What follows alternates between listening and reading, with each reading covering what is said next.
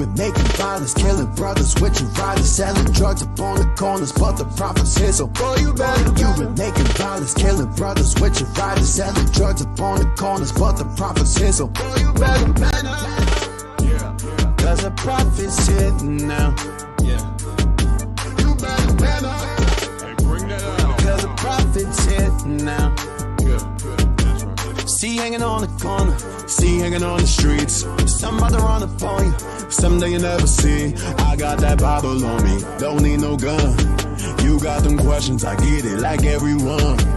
Looking like I come for war, even when I come in peace. 3 times I prayed to the Lord, 3 times I turn to these. Pop out to the club, sipping on that cup. Everything you do, I done did and I gave it up. You been making violence, killing brothers, switching riders, selling drugs up on the corners, but the profits here, so you better. You been making violence, killing brothers, switching riders, selling drugs up on the corners, but the profits here, so you better. Cause the profits here now. You better. Hey, bring that out. Cause the profits here now. Making violence, killing brothers, switching riders, selling drugs up on the corners, but the profits here, so you better. You been making violence, killing brothers, switching riders, selling drugs up on the corners, but the profits here, so you better. Cause the profits here now. You better. Hey, bring that out. Cause the profits here now. So you think you a man, cause you pushing them drugs, while I'm taking care of my family and showing them love. And you thinking you high, well I'm thinking you not, cause what really makes you a man is keeping the laws of God. Wait a minute, let me tell the truth. Life and death is set before you, what you gon' do? And if you wanna get them demons from above you, and I suggest you start repenting, man. You been making violence, killing brothers, switching riders, selling drugs up on the corners, but the profits here, so you better. You been making violence, killing brothers, switching riders, selling drugs up on the corners, but the profits here, so you better. Cause the profits here now. Profits here, yeah. You better man. Cause the profits here now. We the saviors of the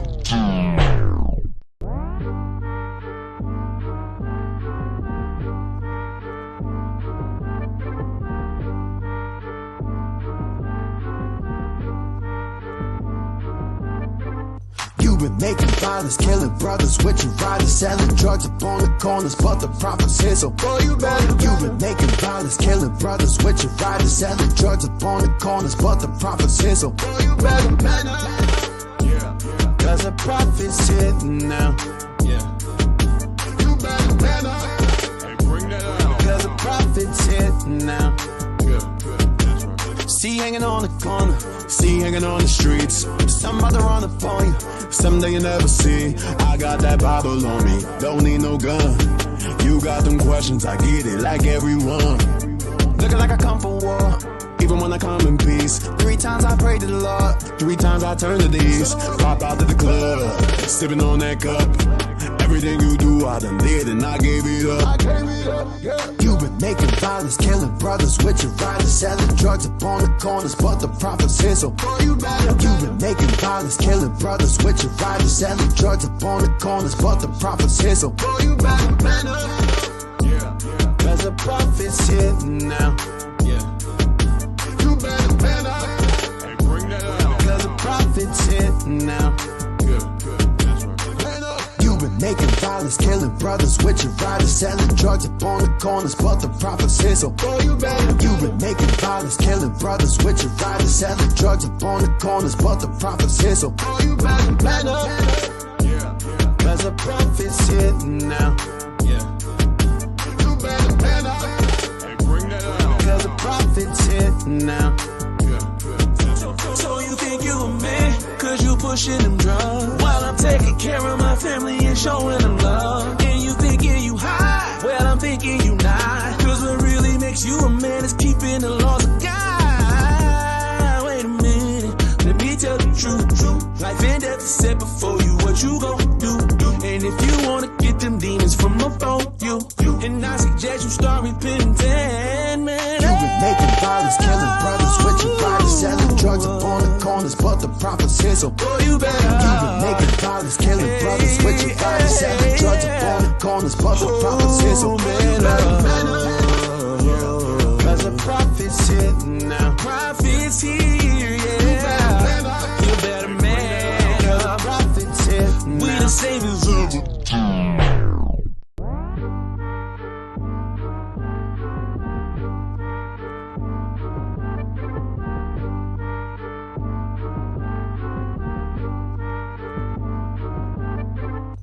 been making violence, killing brothers, switching riders, selling drugs up on the corners, but the profits here, so boy, you better. You've been making violence, killing brothers, switching riders, selling drugs up on the corners, but the profits here, so boy, you better. Cause the profits here now.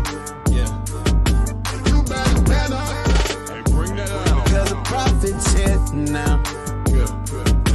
See hanging on the corner, see hanging on the streets. Somebody run up on you, someday you never see. I got that Bible on me, don't need no gun. You got them questions, I get it like everyone.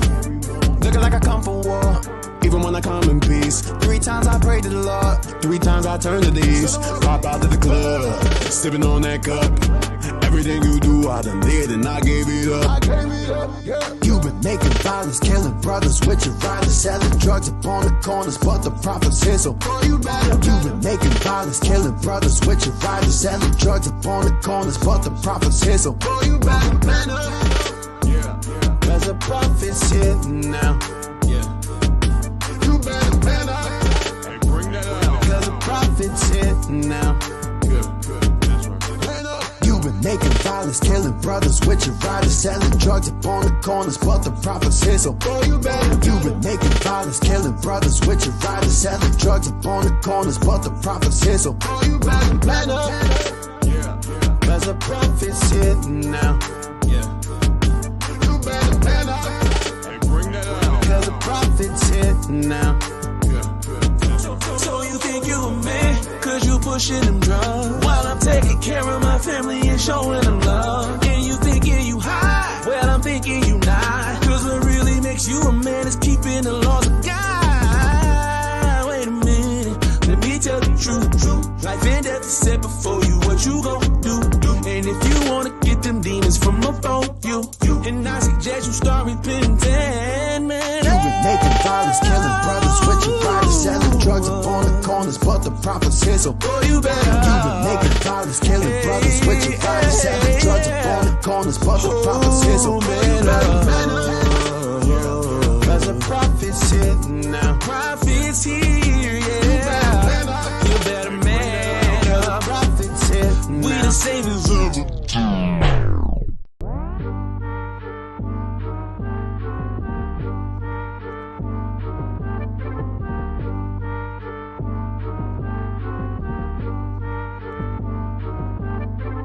You've been making violence, killing brothers, switching riders, selling drugs up on the corners, but the profits here, so boy, you better. You've been making violence, killing brothers, switching riders, selling drugs up on the corners, but the profits here, so boy, you better. Cause the profits here now. You better. Hey, bring that out. Cause the profits here now. See hanging on the corner, see hanging on the streets. Somebody run up on you, someday you never see. I got that Bible on me, don't need no gun. You got them questions, I get it like everyone. Looking like I come for war, even when I come in peace. 3 times I prayed to the Lord, 3 times I turn to these. Pop out to the club, sipping on that cup. Everything you do, I done did and I gave it up. You've been making violence, killing brothers, switching riders, selling drugs up on the corners, but the profits here, so you better. You've been making violence, killing brothers, switching riders, selling drugs up on the corners, but the profits here, so you better. Cause the profits here now. You better. Hey, bring that out. Cause the profits here now. You've been making violence, killing brothers, switching riders, selling drugs up on the corners, but the profits here, so you better. You've been making violence, killing brothers, switching riders, selling drugs up on the corners, but the profits here, so you better. Cause the profits here now. You better. Hey, bring that out. Cause now. So you think you a man, cause you pushing them drugs, while I'm taking care of my family and showing them love. And you thinking you high, well I'm thinking you not, cause what really makes you a man is keeping the laws of God. Wait a minute, let me tell the truth. Life and death is set before you, what you gon' do? And if you wanna get them demons from above you, and I suggest you start repenting, man. You've been making violence, killing brothers, switching riders, selling drugs upon the corners, but the prophet's here, so boy, you better. You've been making violence, killing brothers, switching riders, selling drugs upon the corners, but the prophet's here, so you better man up. Cause the prophet's here now. Prophet's here, yeah. You better man up. Prophet's here now. We the saviors of the All right, shalom, shalom, shalom. Shalom, shalom, Israel, Most High in Christ bless. All praise to the Most High. Yet another day, Acts chapter 10. My name is Captain Joel. This is Officer Shatiel. All praise to the Most High. All right, so Acts chapter 10. Lord's will, you brothers and sisters, been keeping up with us. I'll say every 3 or 4 years we do the book of Acts. So after this, Lord's will, the kingdom will be here. Lord's will, this is the last time we do Acts. So I'm going to go a little bit more extensively into Acts chapter 10. We're going to have a little fun with this. Just trying something a little bit different this time. So we'll see where this leads us. Acts chapter 10, verse 1. Cornelius, the infamous Cornelius. Read. Acts chapter 10, verse 1. There was a certain man in Caesarea called Cornelius, a centurion of the band called the Italian band. You know, when Negroes read this, when they see there's a certain man in Caesarea called Cornelius, a centurion of the band called the Italian band, automatically we see Italian band and we look at it as, oh, that was a Caucasian. So Cornelius was a Gentile. Let's get a little bit into the documentation. Can we see the map real quick? Caesarea. First and foremost, Caesarea was in the land of Israel on the seacoast. So that's the first thing we got to keep in mind. Can we get the map? So this is Caesarea Mauritania. So Cornelius was a Roman officer in the army. All right? So you can just point to it, Caesarea. All right, so off to the seacoast. Now, can we get the next? I want to get to, let's see. I want to get to, it says Jews in the Roman army. So the question is, were there ever Jews in the Roman army? Is this a new thing? Or black people in the army? So we for some reason, we think when we see the Italian army that everybody had to be of Roman origins or Edomite. Not as if today in America, you don't have black people serving in the army. Or even when you had the Buffalo soldiers serving in the army. We served in World War II, World War I, the Korean War. So black or Jews, so-called African Americans, always served in the army. You had not Cornel West. What is it? The general. He's a military general over the United States. Colin Powell, thank you. Colin Powell was the general over the United States Army, and he was a so-called black man. For some ungodly reason, when it comes to Cornelius, he couldn't be one of another nation. He couldn't be an Israelite. He had to be an Italian. That's incorrect. Let's pull that up. Let's go to the Roman army. Let's see if Jews served in Rome. Many diasporan Jews were fully enmeshed in Roman culture, used Greek or Latin names. So many Jews of the diaspora was fully enmeshed in the Roman culture, meaning they took on the customs of Rome, just like today. Rome is in comparison to America today. So just like Roman was back then, it's the same thing as America. Today we adopt Roman or American culture, American customs, and we're assimilating to the society. And we take on their last names as well as their first names. Go on. Use Greek or Latin names, and were active in the civic administrations of numerous cities around the Mediterranean. Read. In this respect, they approximate modern Reformed Jews, and it is not surprising that some men of the Jewish faith would look to establish careers in the Roman military. So some men in the Jewish faith would establish careers in the Roman military, just like today. You have black as well as Latinos establish careers in American military. It's no different. For some reason, we said 1,000 years ago, it's impossible for a black man to serve in the army. Or even so, but another thing is we separate ourselves from being a Jews. So we say, if there was Jews to serve in the armies, there was Caucasians or red people. No, these were black men. We proved many times that the Jews are so-called blacks, Hispanics, and Native American Indians. So Jews served in the Roman army as an occupation. Go on. Unfortunately, this high level of integration puts the scholar at a certain disadvantage when attempting to identify Roman Jewish soldiers in the historical record. So it's difficult for scholars to pinpoint who was a Jew and who was a Roman based upon the names, the Latin names or Greek names. Many Jews took on the titles just like Cornelius. I'll say it again, just like Cornelius is a Latin name. So they can't really differentiate the two. So wait a minute, it was Cornelius, one of another nation. And to add on top of it, what makes it worse is when it says in Acts chapter 10, verse 28, they says it's not lawful for one of another nation to keep company with that which is of a Jew. So that causes even more confusion. So if you don't keep things in a historical perspective, understanding the history behind the split, you would never understand that Cornelius was an Israelite. It would be confusion because of the name Cornelius being Italian, as well as him serving as a general or officer in a Roman army. So that's why I confuse scholars. Read on.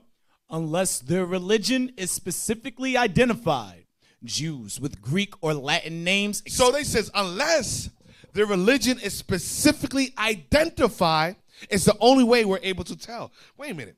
But Cornelius, what we're going to find out that Cornelius was a devout man. So was his religion specifically identified? We'll see. Go on. Jews with Greek or Latin names escape our notice, and it is probable that more Roman Jewish soldiers will be lost to posterity than can ever be identified. It says more Roman Jewish soldiers will be lost to the posterity than can ever be identified. So when you read in the scriptures, when you read the book of Luke chapter 3, you read about the centurions or the Roman or Israelites serving in the army, it's difficult to be able to tell based upon the names that we adopted. Because why?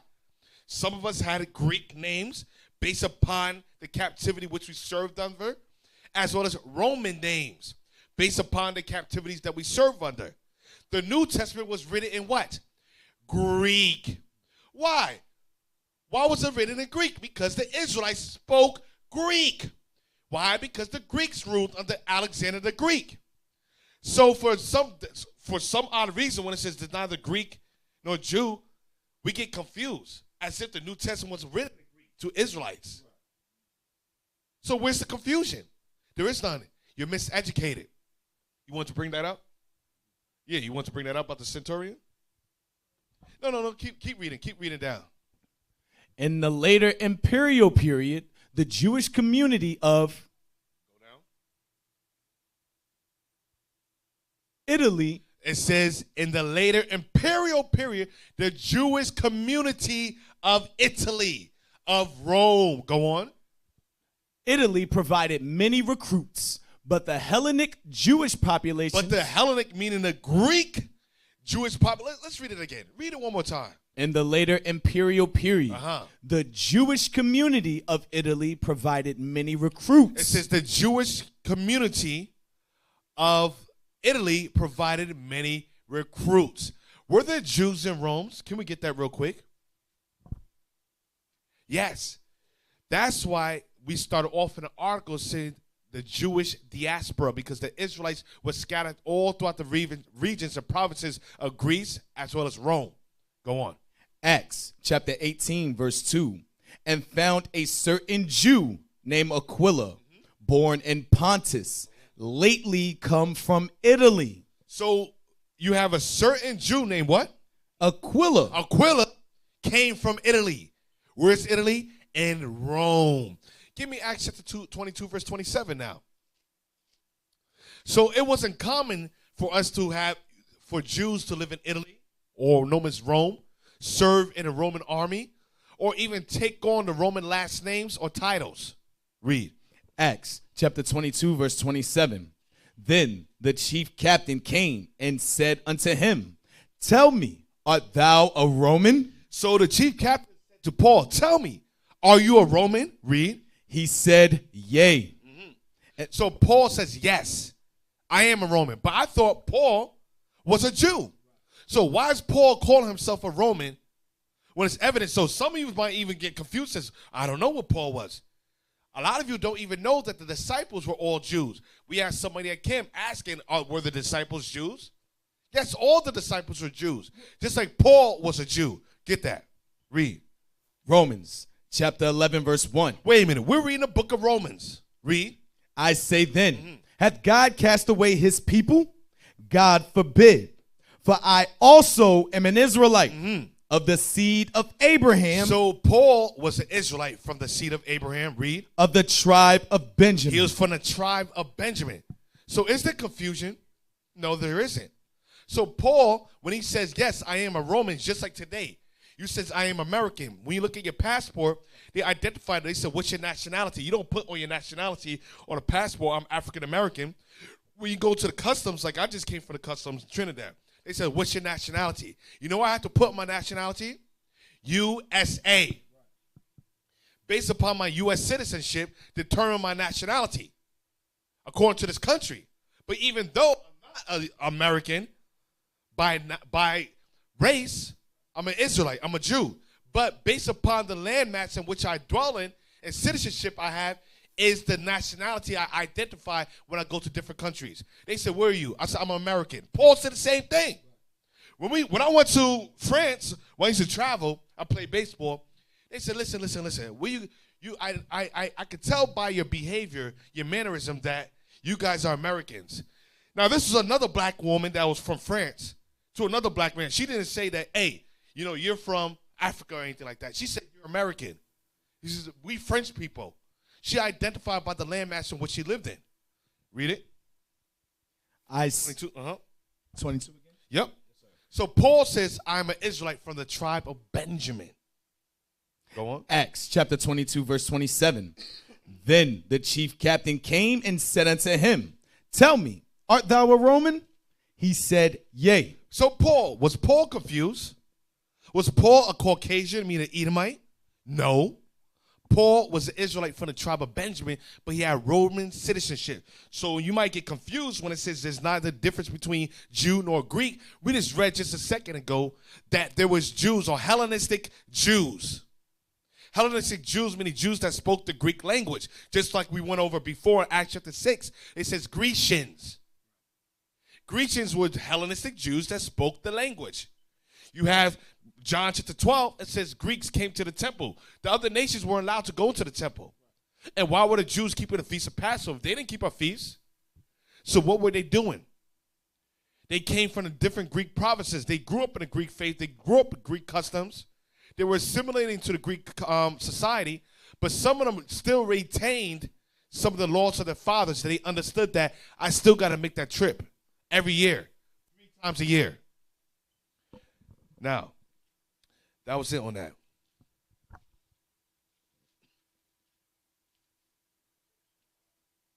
Yeah, let's go to the article. Hey, can you give me classic baby names?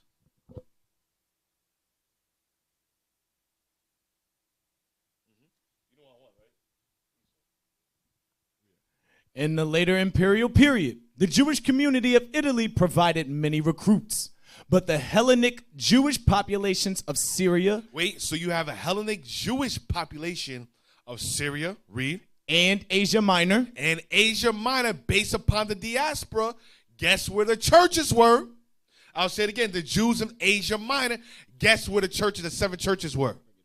In Asia Minor, get that. Revelation chapter 1. Showing the diaspora was based upon the Israelites being scattered throughout these different regions, which Paul and the disciples were teaching. Read. Revelation chapter 1, verse 11, saying, I am Alpha and Omega, the first and the last. And what thou seest, write in a book, and send it unto the 7 churches which are in Asia. Which are in Asia Minor. You have the 7 churches in Asia Minor. Those were Israelites.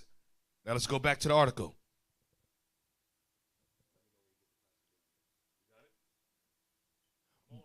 But the Hellenic Jewish populations of Syria and Asia Minor and the Jews of Egypt probably contributed the And most. you have Jews of Egypt probably contributed the most, read. To the Roman Jewish military effort. Contributed the most to the Roman military, Jewish military effort. You have many Israelites that served in the Roman army. Read. As mentioned above, the Egyptian Jewish community already had a rich military tradition before the advent of Imperial Rome. Go down now. Keep reading, keep reading. Roman Jewish soldiers. Roman what? Jewish. But I thought Jews didn't serve in the army. Roman Jewish soldiers, read. Who are mentioned in inscriptions and artifacts from the 1st and 2nd centuries are almost entirely of Egyptian or Syrian extraction. Because you didn't have to live in Italy.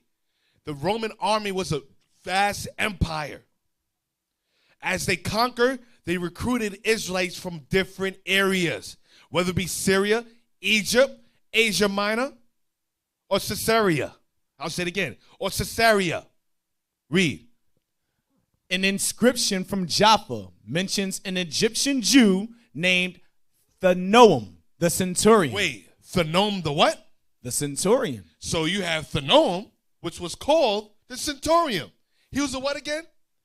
An inscription from Jaffa mentions an Egyptian Jew named Thanoam, the centurion. So Thanoam, an Egyptian Jew, name was Thanoam. He was called a centurion as well. He served in the Roman army as well. Read. And a military diploma from Dacia speaks of the foot soldier Barsamis Callisthenes, That's all right. a Jew serving in the cohorts First Vindelicorum. You all right. You all right. Where were you on Saturday? We trying, Cal. All right. All right. Let's get the next article. You got it? Biblical baby names? You got that? Come on, man. All right. Let's go to the next article. I want, which says chapter 10. Come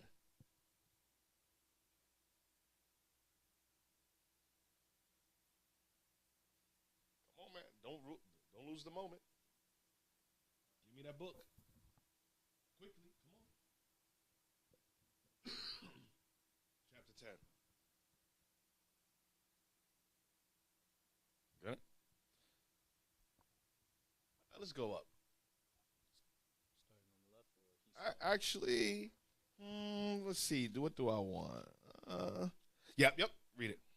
Start from the Italian band, I believe. Wait, go down. Go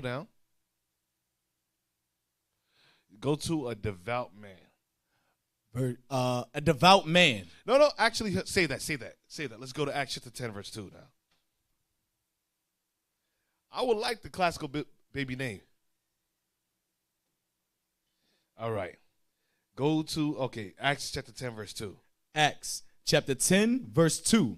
A devout man, and one that feared God with all his house, which gave much alms to the people, and prayed to God always. Now, Cornelius was a devout man. Give me Acts chapter 22, verse 12. Acts chapter 22, verse 12. And one, Ananias, a devout man according to the law. So Ananias was a devout man according to the law. In order to be devout, you had to be keeping the laws of God. Read. Having a good report of all the Jews which dwelt there. So Ananias had a good report. Also was called a devout man. So now when Cornelius was called a devout man, he was a devout man according to the laws of God. Now, was all nations given the laws of God? No. So let's go to Psalm chapter 147. Psalm chapter 147 and verse 19. He showeth his word unto Jacob, his statutes and his judgments unto Israel. He have not dealt so with any nation. And as for his judgments, they have not known them. So he only showed his statutes. Read it again. He showeth his word unto Jacob. So he only showed this word unto Jacob. Read. His statutes and his judgments unto Israel. Meaning his statutes and his judgment, his laws was only showed to Israel. Read. He have not dealt so with any Meaning nation. God didn't deal so with any what? Any nation. He didn't deal with any other nation. So for some ungodly reason, when we get into the book of Acts or the New Testament, salvation for some reason is open up to everybody. The Bible becomes a democratic Christian book. No, God never dealt with any nation. God never gave his law to any nations. Give me that Baruch 3 verse 34.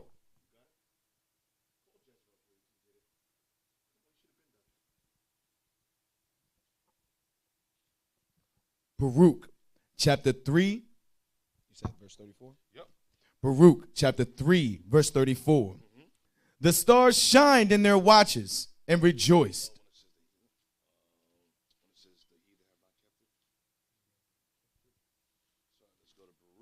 Give me a second. Baruch 3 verse. Let me see. No, is it? Nope. Nope. Go back. The second Ezra, you said 3. He that has not kept his precepts. I'll get that.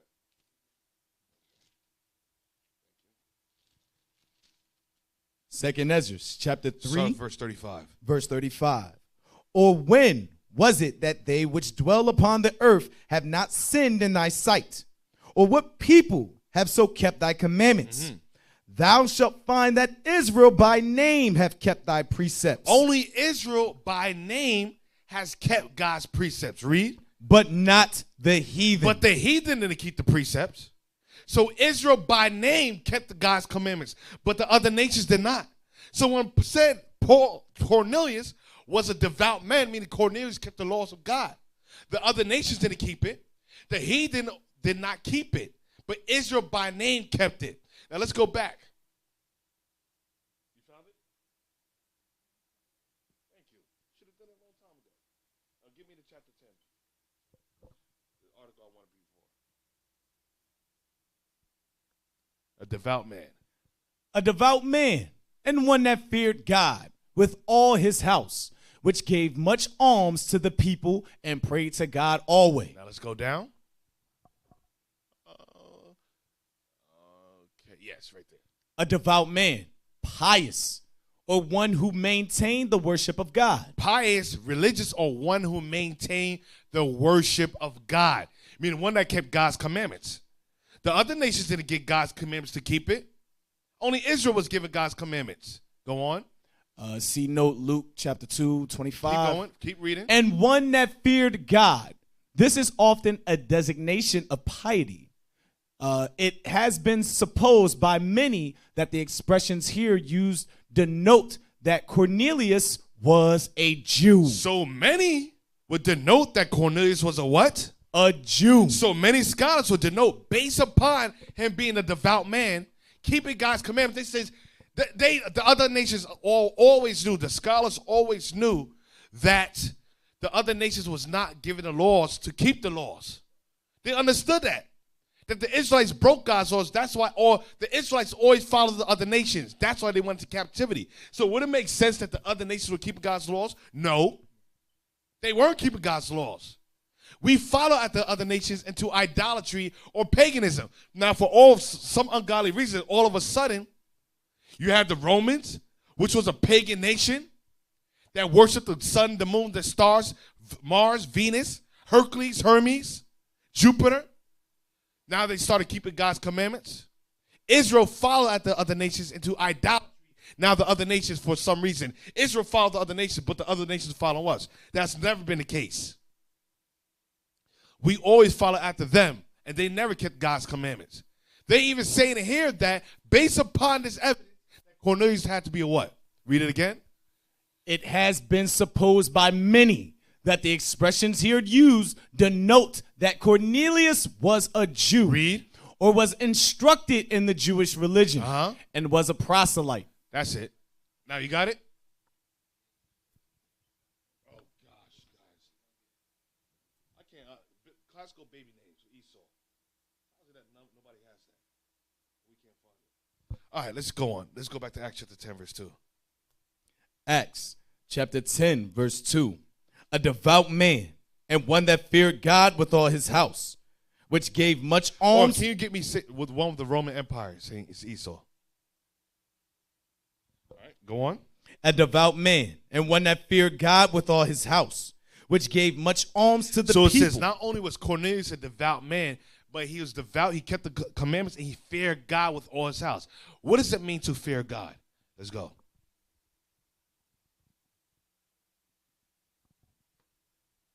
Psalm chapter 111 and verse 10. The fear of the Lord is the beginning of wisdom. A good understanding have all they that do his commandments. It always goes back to the keeping of the commandments. To be devout means to be devout according to the laws of God. One that keeps his commandments. To fear God is to keep his commandments. So Cornelius was keeping the commandments. Let's go back. Acts chapter 10, verse 2. A devout man and one that feared God with all his house, which gave much alms to the people and prayed to God always. He saw in a vision, evidently about the 9th hour of the day, an angel of God coming into him and saying unto him, Cornelius. And when he looked on him, he was afraid and said, What is it, Lord? And he said unto him, Thy prayers and thine alms are come up for a memorial before God. All right, so you finally got it. Thank you, thank you, thank you. It's about time. I'm going to show you something. Now that brother's finally found it. All right, let's read that. Classical baby names. Boys' names. Esau. Language, cultural origin, Hebrew, meaning hairy. Spiritual connotation, reconciling. Related names, none. Alternate names, Esau. Background story, Esau, the oldest son of Isaac and Rebekah, was born mere seconds before. Let's jump down. Let's go to the point. Let's go to the bottom. Of interest. According to the commentaries on Hebrew scripture, Esau is considered a significant character in world history and the forefather of the Roman Empire. So Esau is the forefather of the Roman Empire. I'll say it again. Esau is the father of the Roman Empire. So Cornelius, he must have been an Edomite, right? That's what they say. Cornelius was accepted by God, his alms and his prayer, and he feared the Most High. Can you give me Romans 9, verse 13? So scholars understand that Esau was the father of the Roman Empire. And you saying that Cornelius served in the Roman army, being that he was Italian. He had to be Italian because, he served in an Italian band, right? And his name was Cornelius. So also Esau was the father, or Edom was the forefather of the Roman Empire. Romans 9, verse 13. Romans chapter 9, verse 13.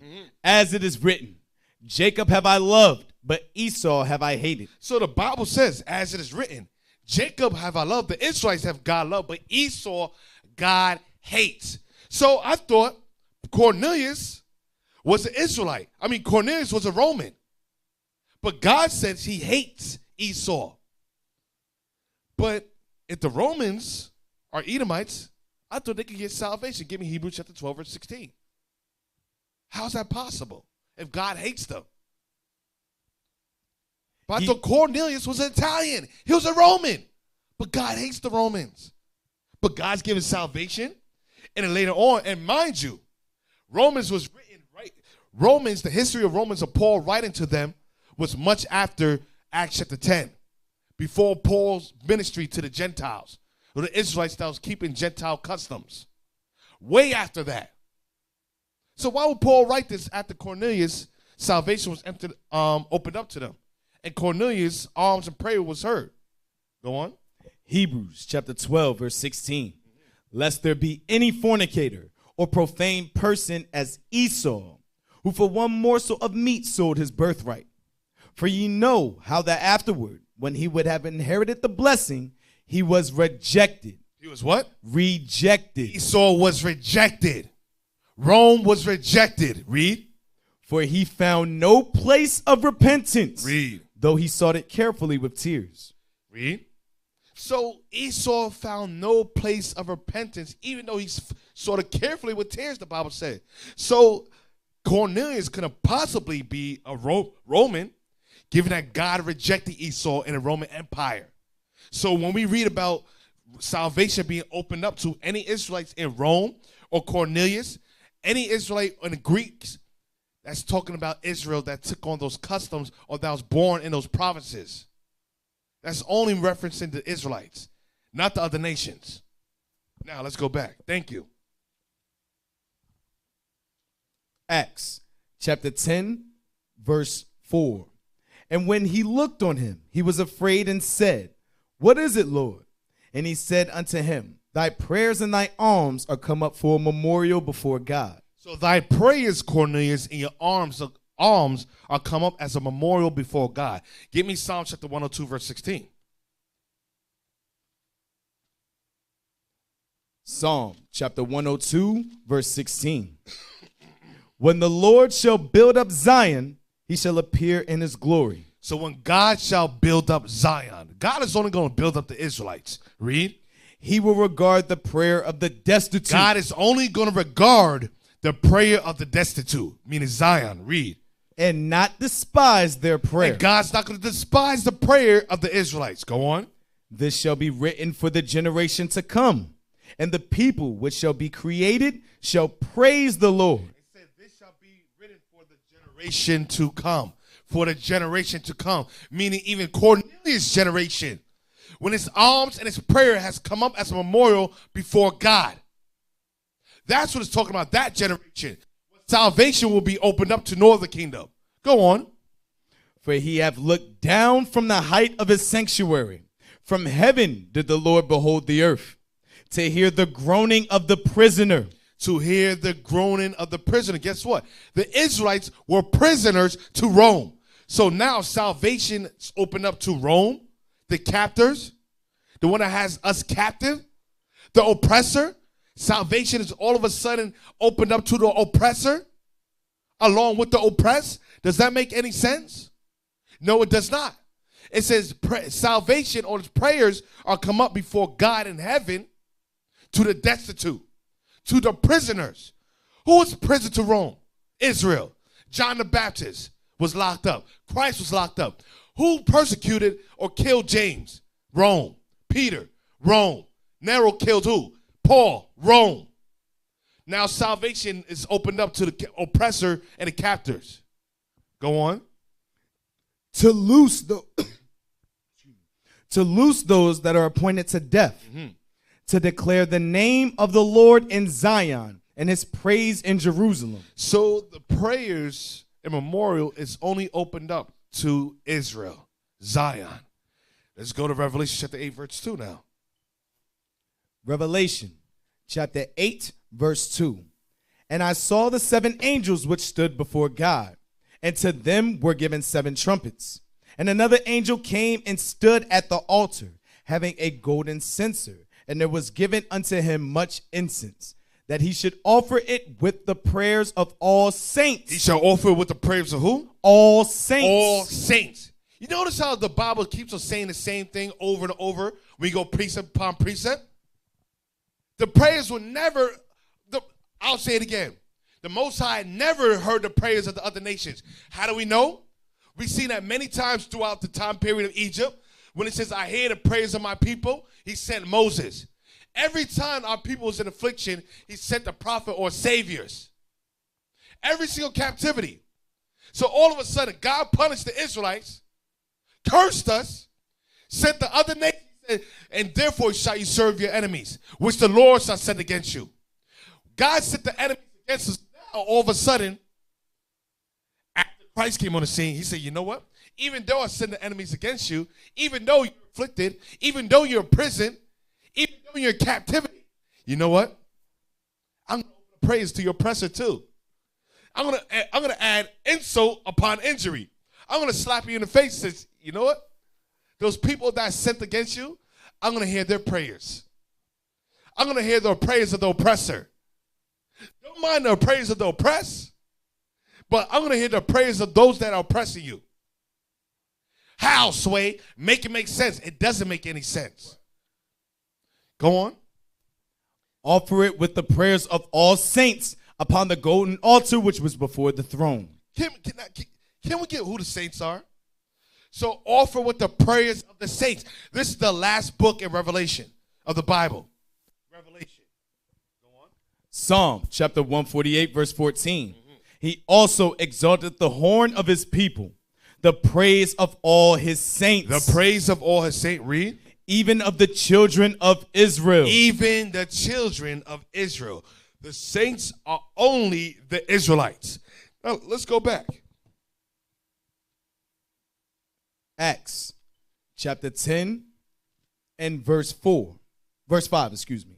And now send men to Joppa and call for one Simon. No. Revelation 8. Revelation chapter 8, verse 4. And the smoke of the incense, which came with the prayers of the saints, ascended up before God out of So the the prayers of the Israelites. Read.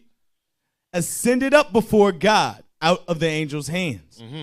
And the angel took the censer and filled it with the fire of the altar and cast it into the earth. And there were voices and thunderings and lightnings and an earthquake. So the prayers of the Israelites ascended before God. So when it says, Cornelius, your arms and your prayers have come up before me as a memorial. Now let's go back to Acts.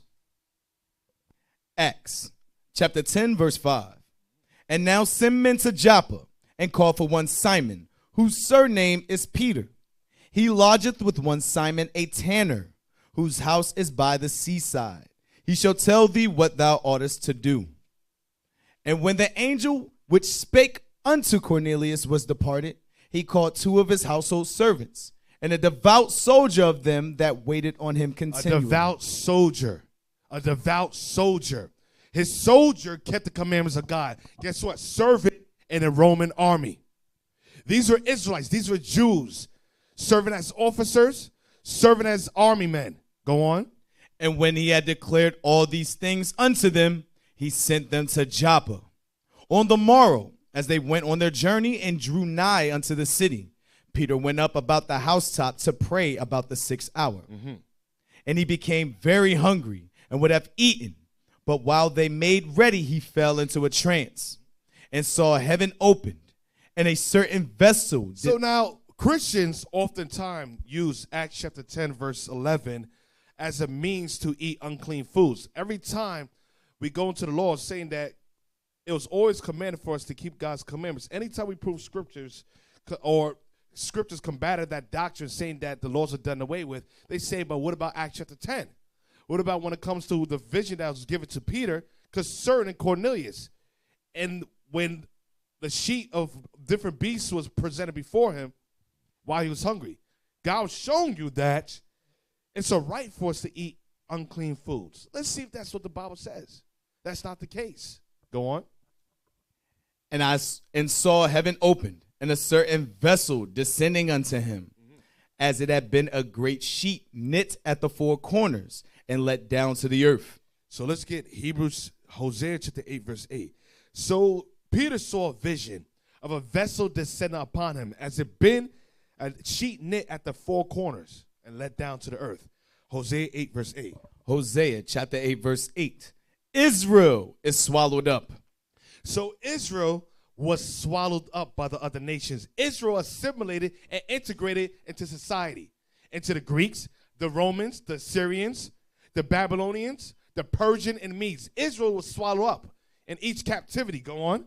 Now shall they be among the Gentiles. Now should the Israelites be among the Gentiles. Read. As a vessel wherein is no pleasure. As a vessel wherein there's no pleasure. Why were they a vessel where there's no pleasure?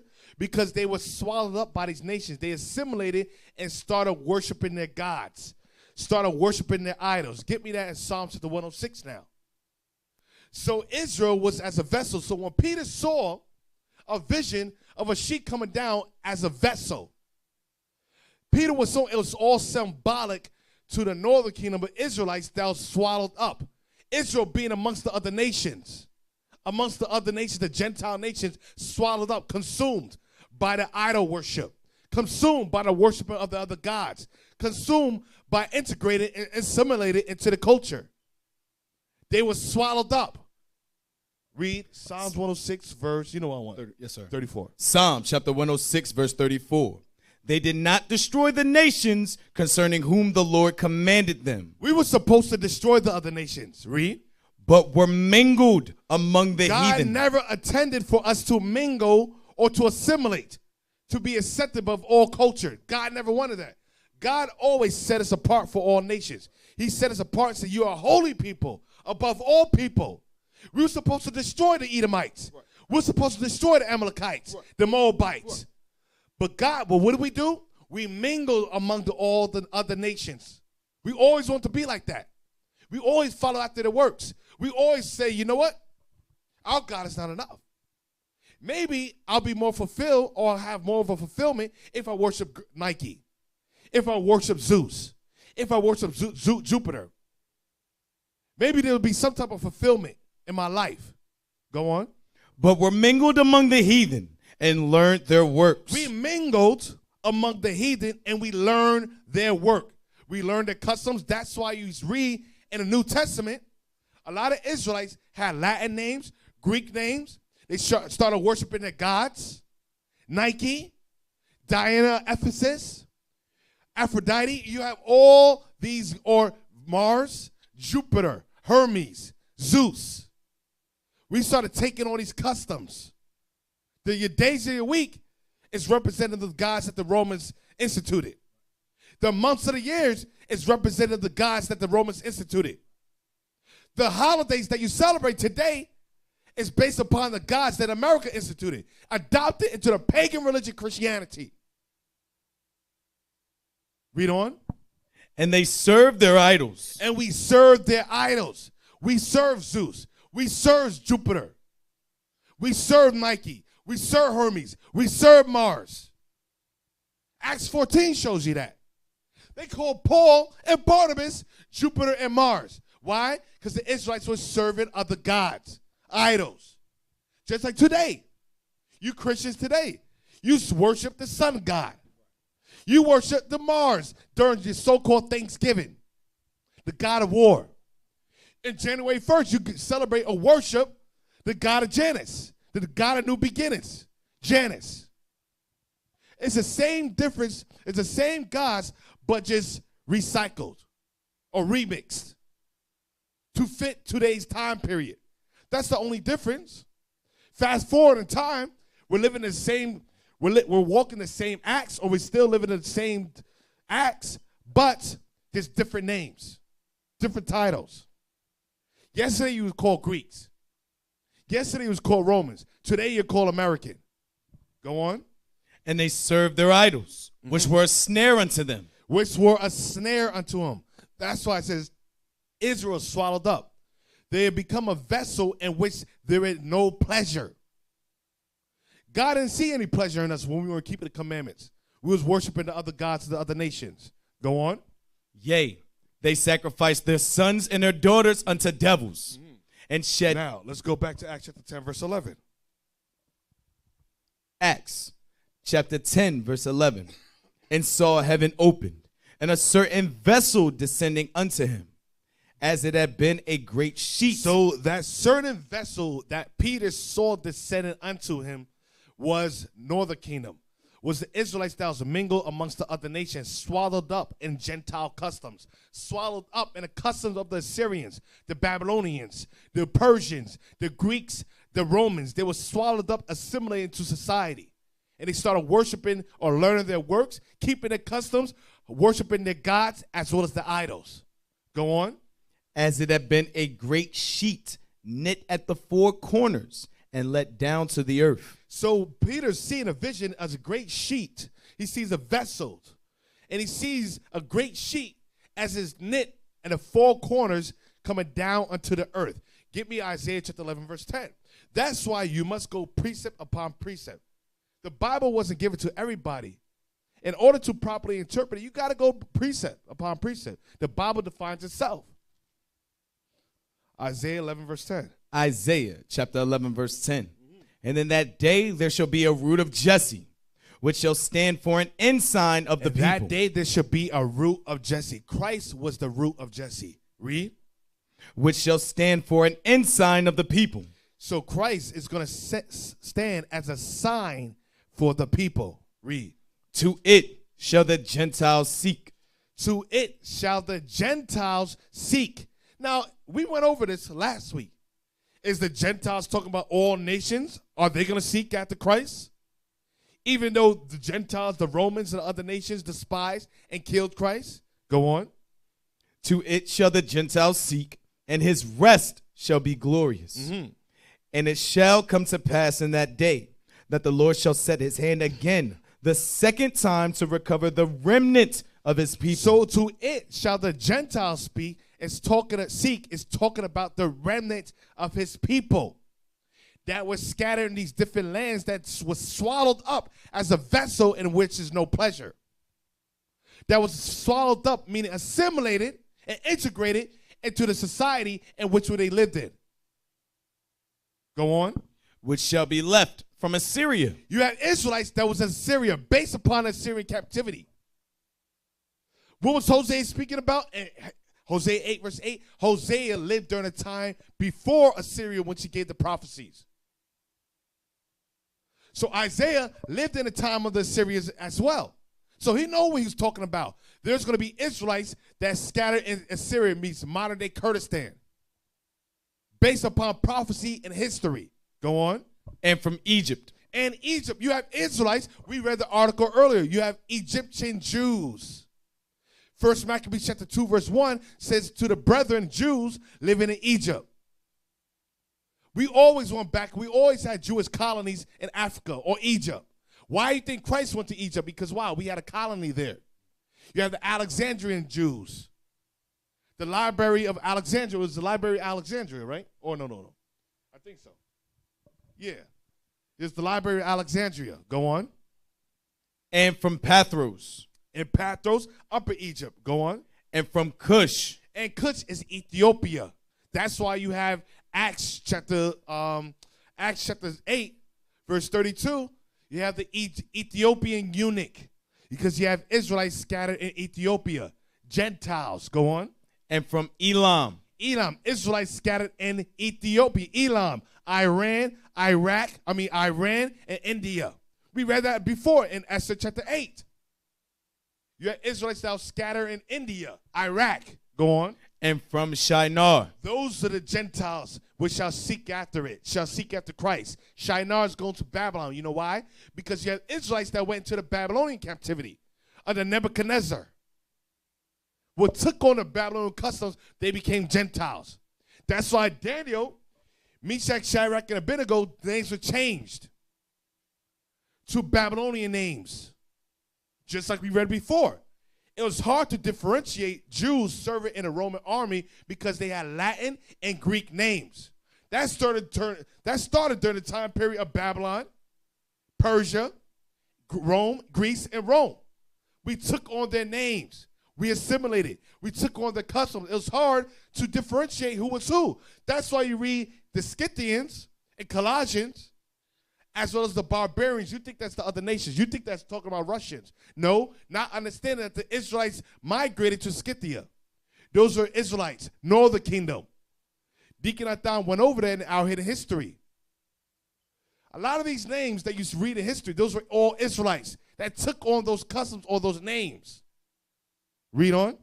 And from the islands of and from Hamath, and from the islands of the sea. Hamath is Syria or the Levant. Go on. In the islands of the sea. Read. And he shall set up an ensign for the nations. He shall set up an ensign, meaning a sign for the nations. The nations going to the Gentiles, the people, those that are scattered in the regions that we read in verse 11. Read. And shall assemble the outcasts of Israel. The outcasts of Israel is those Israelites that took on the Gentile customs. The Israelites that was called Gentiles. Read. And gather together the dispersed of Judah from the four corners of the earth. That's why it says he saw a sheet knit from the four corners. The sheet knit from the four corners is talking about the Israelites. Because why? The Israelites were scattered through the four corners of the earth. Why do you think they call it the diaspora, the African diaspora? It's not called, they mistaken it as an African diaspora based upon the land which we lived in. But it's really the Israelite diaspora, or the diaspora, the scattered dispersion of the Jews. That's what it's called. The Israelite or the Jewish diaspora of our fathers. Read on. The envy also. I want you to jump to verse 14, because we want to get back to 11 verse 13. 14 now. Verse 14. But they shall fly upon the shoulders of the Philistines toward the west. They shall spoil them of the east together. So the Philistines are Africans, but I thought Cush. I thought he was going to be an ensign to those in Cush. Cush is the African people. I thought he was going to be an ensign to those in Pathros, Egypt. Egypt and Pathros are so-called Africans, right? But now he's going to fly upon the shoulders of the Philistines. Philistines or Philistia are Africans or Hamites. So he's going to have mercy on some Hamitic tribes and not others. Make it make sense. It doesn't make sense. Maybe there's a misunderstanding in our interpretation of this Bible. Maybe we haven't been taught properly. Those Gentiles of verse 10 was identified in verse 11. Go on. They shall lay their hand upon Edom and Moab. Edom is a Gentile, showing you it's not talking about the other nations. Moab, Edom is Esau, or the so-called white man, or Caucasian people. Moab is the Chinese people today. Read on. And the children of Ammon shall obey them. And the Japanese shall obey us. I'll say it again. And actually read verse 13, because verse 13 shows you who those Gentiles are. Read. The envy also of Ephraim shall depart. The envy of Ephraim, the northern kingdom, Israel, was the Gentiles. Go on. And the adversaries of Judah shall be cut off. Ephraim shall not envy Judah, and Judah shall not vex. Notice how it splits the two apart. It's always Ephraim or Judah. You know it's always Jew and Gentile.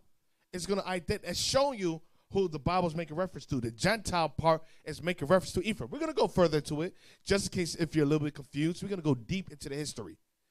If you didn't know, now you're going to learn tonight. Anything else? That's it, right? Yes, sir. Now let's go back to Acts chapter 10 verse 12.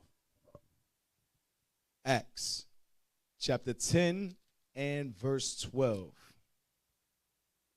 Wherein were all manner of four-footed beasts of the earth, and wild beasts, and creeping things, and fowls of the air. You see, now, Peter was having a vision based on, black people are always worrying about food. The vision has nothing to do with food, but black people are always hungry, always thinking about chicken, pork, pig, chitlins. How do you take a whole chapter, has nothing to do, despite all the historical reference being told based upon precepts, what we just went over, the only thing a Negro could think about is filling his belly. It has to be talking about chitlin. All you got to do, look at the prayer that God gave, look at the vision that God gave to Peter. He gave a vision to open up so that I could eat the swine, the unclean food. I could eat the pig, the chitlins, the hog, the feet, the pig feet. So God, he says, how can you make an unclean thing clean? Or he gave a dietary law. Now, for what reason would God give you a dietary law to discipline you so that you won't eat unclean foods that could poison your body or cause some type of harm or release toxins in your body, for all of a sudden that he just give you liberty to eat unclean foods with no alteration or change in the animal's duties? Think about it. Did God change the duty of a pig? Did God change the duty of a hawk or an eagle, a vulture? Did he change why they was created? You got to go back to the book of Genesis. What was the reason why they were created? What was the purpose on the earth? You have clean beasts and you have unclean beasts. Those that you could eat and those that you're not supposed to eat because they're natural scavengers of the earth. They were created as the garbage disposal. Now, all of a sudden, he says, you know what? I see that my people, it's hard for them to stay away from the chitlins and the hog and the pig and the shrimp and the crab and the lobster. So I'm going to open up the door for them to fulfill and indulge in their desires, indulge in their flesh, to consume any type of food they want to eat. You know what? They can eat anything. They can eat feces if they want. But you ask somebody, can you eat feces? They said, no, but you said we can eat anything. So let's go far. Let's take this as far as we can. You got to do that to the Negro. As soon as they say that you can't do something, I say, oh, you can do it? Okay, I'm going to take it to the extreme. Bro, no, brother, that's extreme. No, it's not extreme because you open up the floodgates. You open up the human mind into the filth. If there's no discipline, there's no order, if there's nothing that's to keep us, bind us, that's what religious means. Religio. After the Greek word, after the Latin word meaning to bind. To hold back. To hold back and bind what? Keep us from our lust. Keep us from going overboard. You know how wicked the human mind is without God's laws? Yo, it says desperately wicked. Desperately wicked. And you imagine if we had nothing to keep us back, hold us back, or bind our thoughts? You know how far we will go? Look at Caucasians. Look at Edomites. Look what they do in their sex parties. You hear about the celebrity sex parties they be having, their stories. The stuff that they be doing, you be like, what? You be reading the articles. They say, yeah, they drink blood and they eat. I don't know. They do all types of filth. All types of. Then you see these mayors and politicians hear about them dressing up in panties and, you know, you saw Bill Clinton. What's the guy? Jeffrey Epstein. He had a picture of Bill Clinton on his wall in a dress. I think it was on Epstein Island. He had a picture of him. I think it was in lingerie, or was it a dress? It was a dress. I'm telling you, the violence behind these heathens. And you telling me that's why when you say that we're not under the law, you know how dangerous that is? You know the floodgates that you open your mind up into? How far you can go where there's no cap to it? The Bible says desperately wicked. Who can know? You don't even know how wicked your mind is. Where are we? Okay, it says creeping ear and the fowls of the air. Now let's go. The Bible speaks a lot of time metaphorically or gives similitudes. It compares one thing to another thing. It's meant like that for a reason because it was given to you. That's why the disciple says, give me that, in Ecclesiastes 3, verse 18. That's why the disciple says, why do you speak to them in parables? Because it was given to you to know the kingdom of heaven, but unto them what's it given? He speaks in parables so that what? You, the wise man, will say, you know what? Let me find the precept, or let me find something that's related that has a similitude, that's similar in what's being taught. And let me match the two up. Okay, this is what it's making reference to. That's why he used that. It was a similitude. He was giving a comparison between the two. Read that.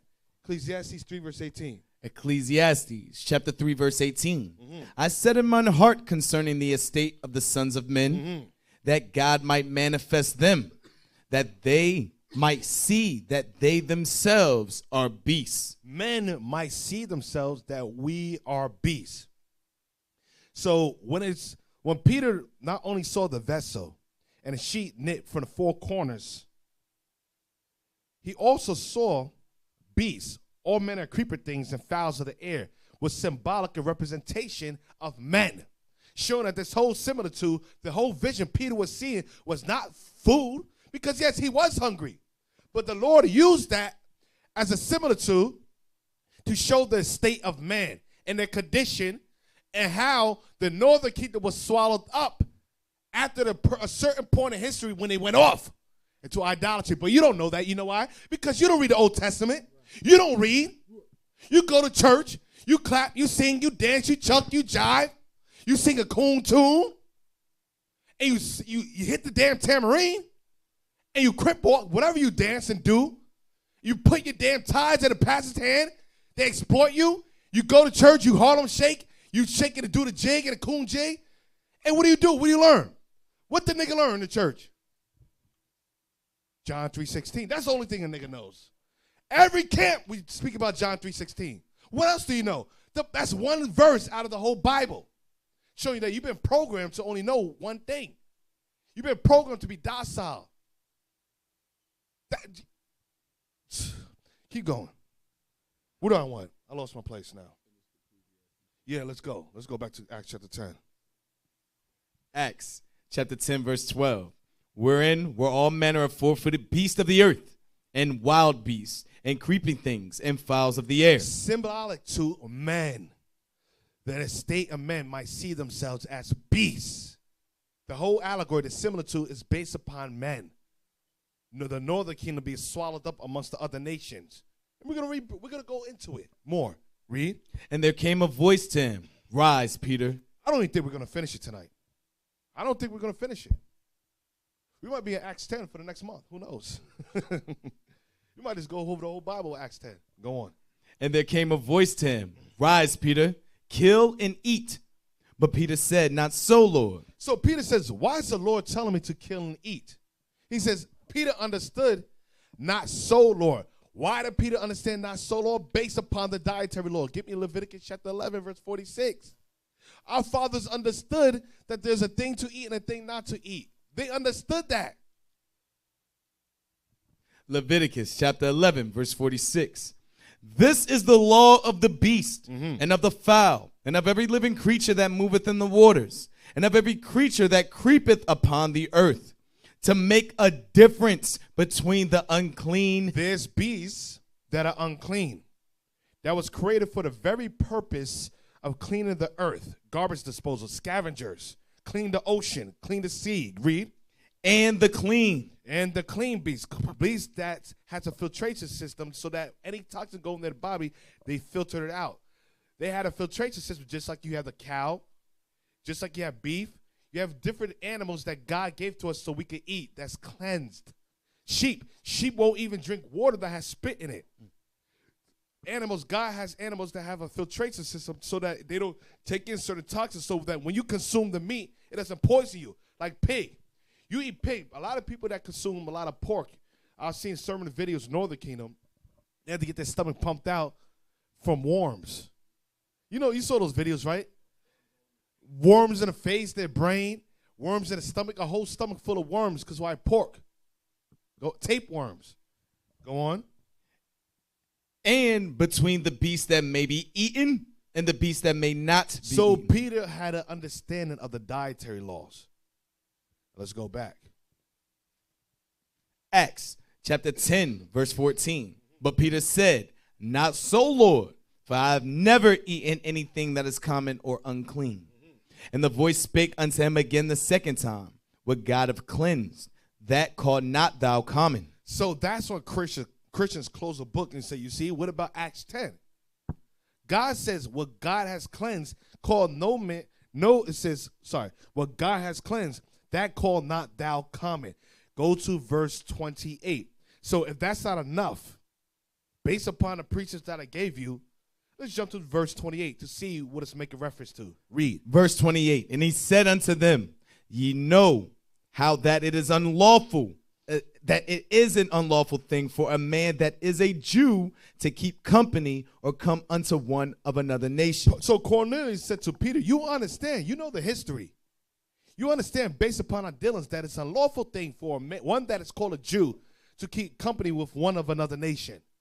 So you automatically open it up saying that, the other nation is going into Cornelius being Italian. We just proved you wrong. We just showed the book, the classical baby names, that Esau was a father, or which names changed to Edom, the father of the Roman Empire. Romans chapter 9, verse 13 says, Jacob have I loved, Esau have I hated. Hebrews chapter 12, verse 16 says, even though he saw much crying and tears, his prayer was rejected. There's no repentance for Esau, proving that Cornelius was not Italian.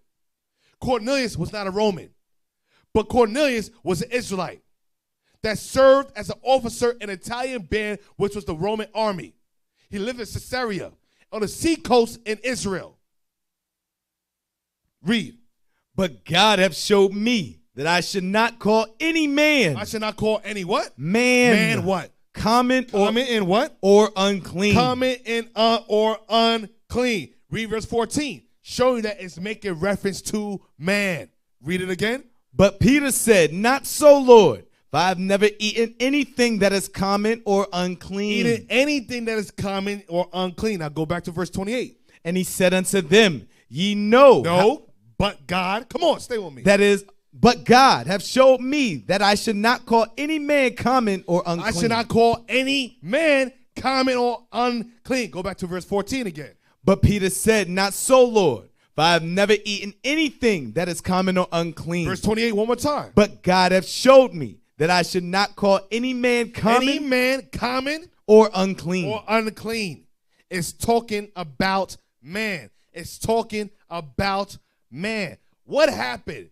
Did God give a vision to Peter out of the blue? Did God just so happen to give a vision to Peter referencing food? No, everything has a meaning behind it, symbolic, based upon previous scriptures. They call no man common or unclean. Why? Now, verse 28 shows you, gives you details, gives you some type of clue what it's making reference to. Verse 28 again, just the top part. And he said unto them, ye know how that it is an unlawful thing for a man that is a Jew to keep company or come unto one of another nation. So a Jew to keep company or come to one of another nation. Let's go to John chapter 4 now. So this is not the first time we heard this. We heard this concerning Cornelius. We also heard this concerning the Samaritan woman. John chapter 4 verse 9. Then saith the woman of Samaria unto him, how is it that thou, being a Jew, askest drink of me, which am a woman of Samaria? Mm-hmm. For the Jews have no dealings with the Samaritans. Wait, so we're hearing the same type of conversation. We're hearing the same wordage. Go on. Jesus answered and said unto her, if thou knewest the gift of God, and who it is that saith to thee, give me to drink, thou wouldest have asked of him. So I want to stop there. So you have not only Cornelius, but you also have the Samaritan woman. So people say the Samaritans weren't Israelites. Do you know what Samaria is? Can we get the map again?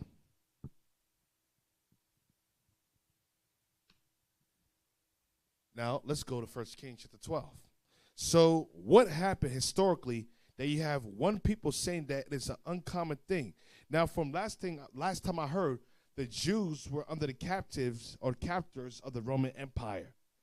We always been from the time that we came out of ancient Egypt, after we established a throne in Jerusalem for 40 years or 80 years. After that, we went from captivity to captivity to captivity. So when did the other nations appeal to us? Okay, you might have the Persians because of Queen Esther. Okay, that was that one time period. But what about the Greeks? What about the Romans? When Christ came up under the captivity of Rome. You got the, all right, let's see the map real quick. Where's Samaria? Oh, Samaria is another city in Israel. So let's get the history. So while we're hearing the same type of text, leaning towards saying the same thing, it's a common thing to keep one of another nation. John chapter 4 says, you know that the Jews have no dealings with the Samaritans. The same type of text, same conversation, same verbiage. 1 Kings chapter 12, verse 15. Let's go into the history now. 1 Kings chapter 12, verse 15. Wherefore the king hearkened not unto the people, for the cause was from the Lord. So I want you guys to, I'm not going to read the whole chapter because we'll be here all day. So you can start at verse 1 by yourselves. So just give you a briefing or just a synopsis of the history. Rehoboam was made the king, and it was told to him in order to win over the people to speak unto them or appeal to them, to be a servant unto them and meet their needs. He decided that he didn't want to. So he caused a disruption between the southern kingdom, which is Judah, Judah, Benjamin, and Levi, which we're going to see in the split, and the northern kingdom, the northern tribes, which is the northern region of Israel. You have the south part of Israel, then you have the north part of Israel, which dwelt the three tribes. All right? Go on. Or the two tribes, Judah and Benjamin. Levi came later, as you're going to see. Go on. For the cause was from the Lord, that he might perform his saying, which the Lord spake by Ahijah, the Shilonite, unto Jeroboam, the son of Nebat. Because why? Solomon going off into idolatry, worshiping the gods of the other nations, because why? He couldn't discipline his flesh. He slept with thousands of women, heathen women. He had about, I believe, 800 or 700 wives. No, 1,000 wives and there were 300 heathen women, right? Concubines. 700 wives, 300 concubines. 300 concubines. So he dealt with the heathen women and built high places for them. He went deep into idolatry and wickedness. So God put the judgment on his seed. Go on. So when all Israel saw that the king hearkened not unto them. So all Israel, meaning the northern kingdom, saw that Solomon didn't hearken, listen to their requests. Go on. The people answered the king, saying, what portion have we in David? They said, what's the purpose? Yeah, what portion do we have in David? Rather than speaking good words unto us, you decided to say, you know what? I'm going to speak harshly. You guys asking me some type of favor, I'm going to make it even worse. My father made your yoke tight, but I'm going to make my yoke even tighter. Go on.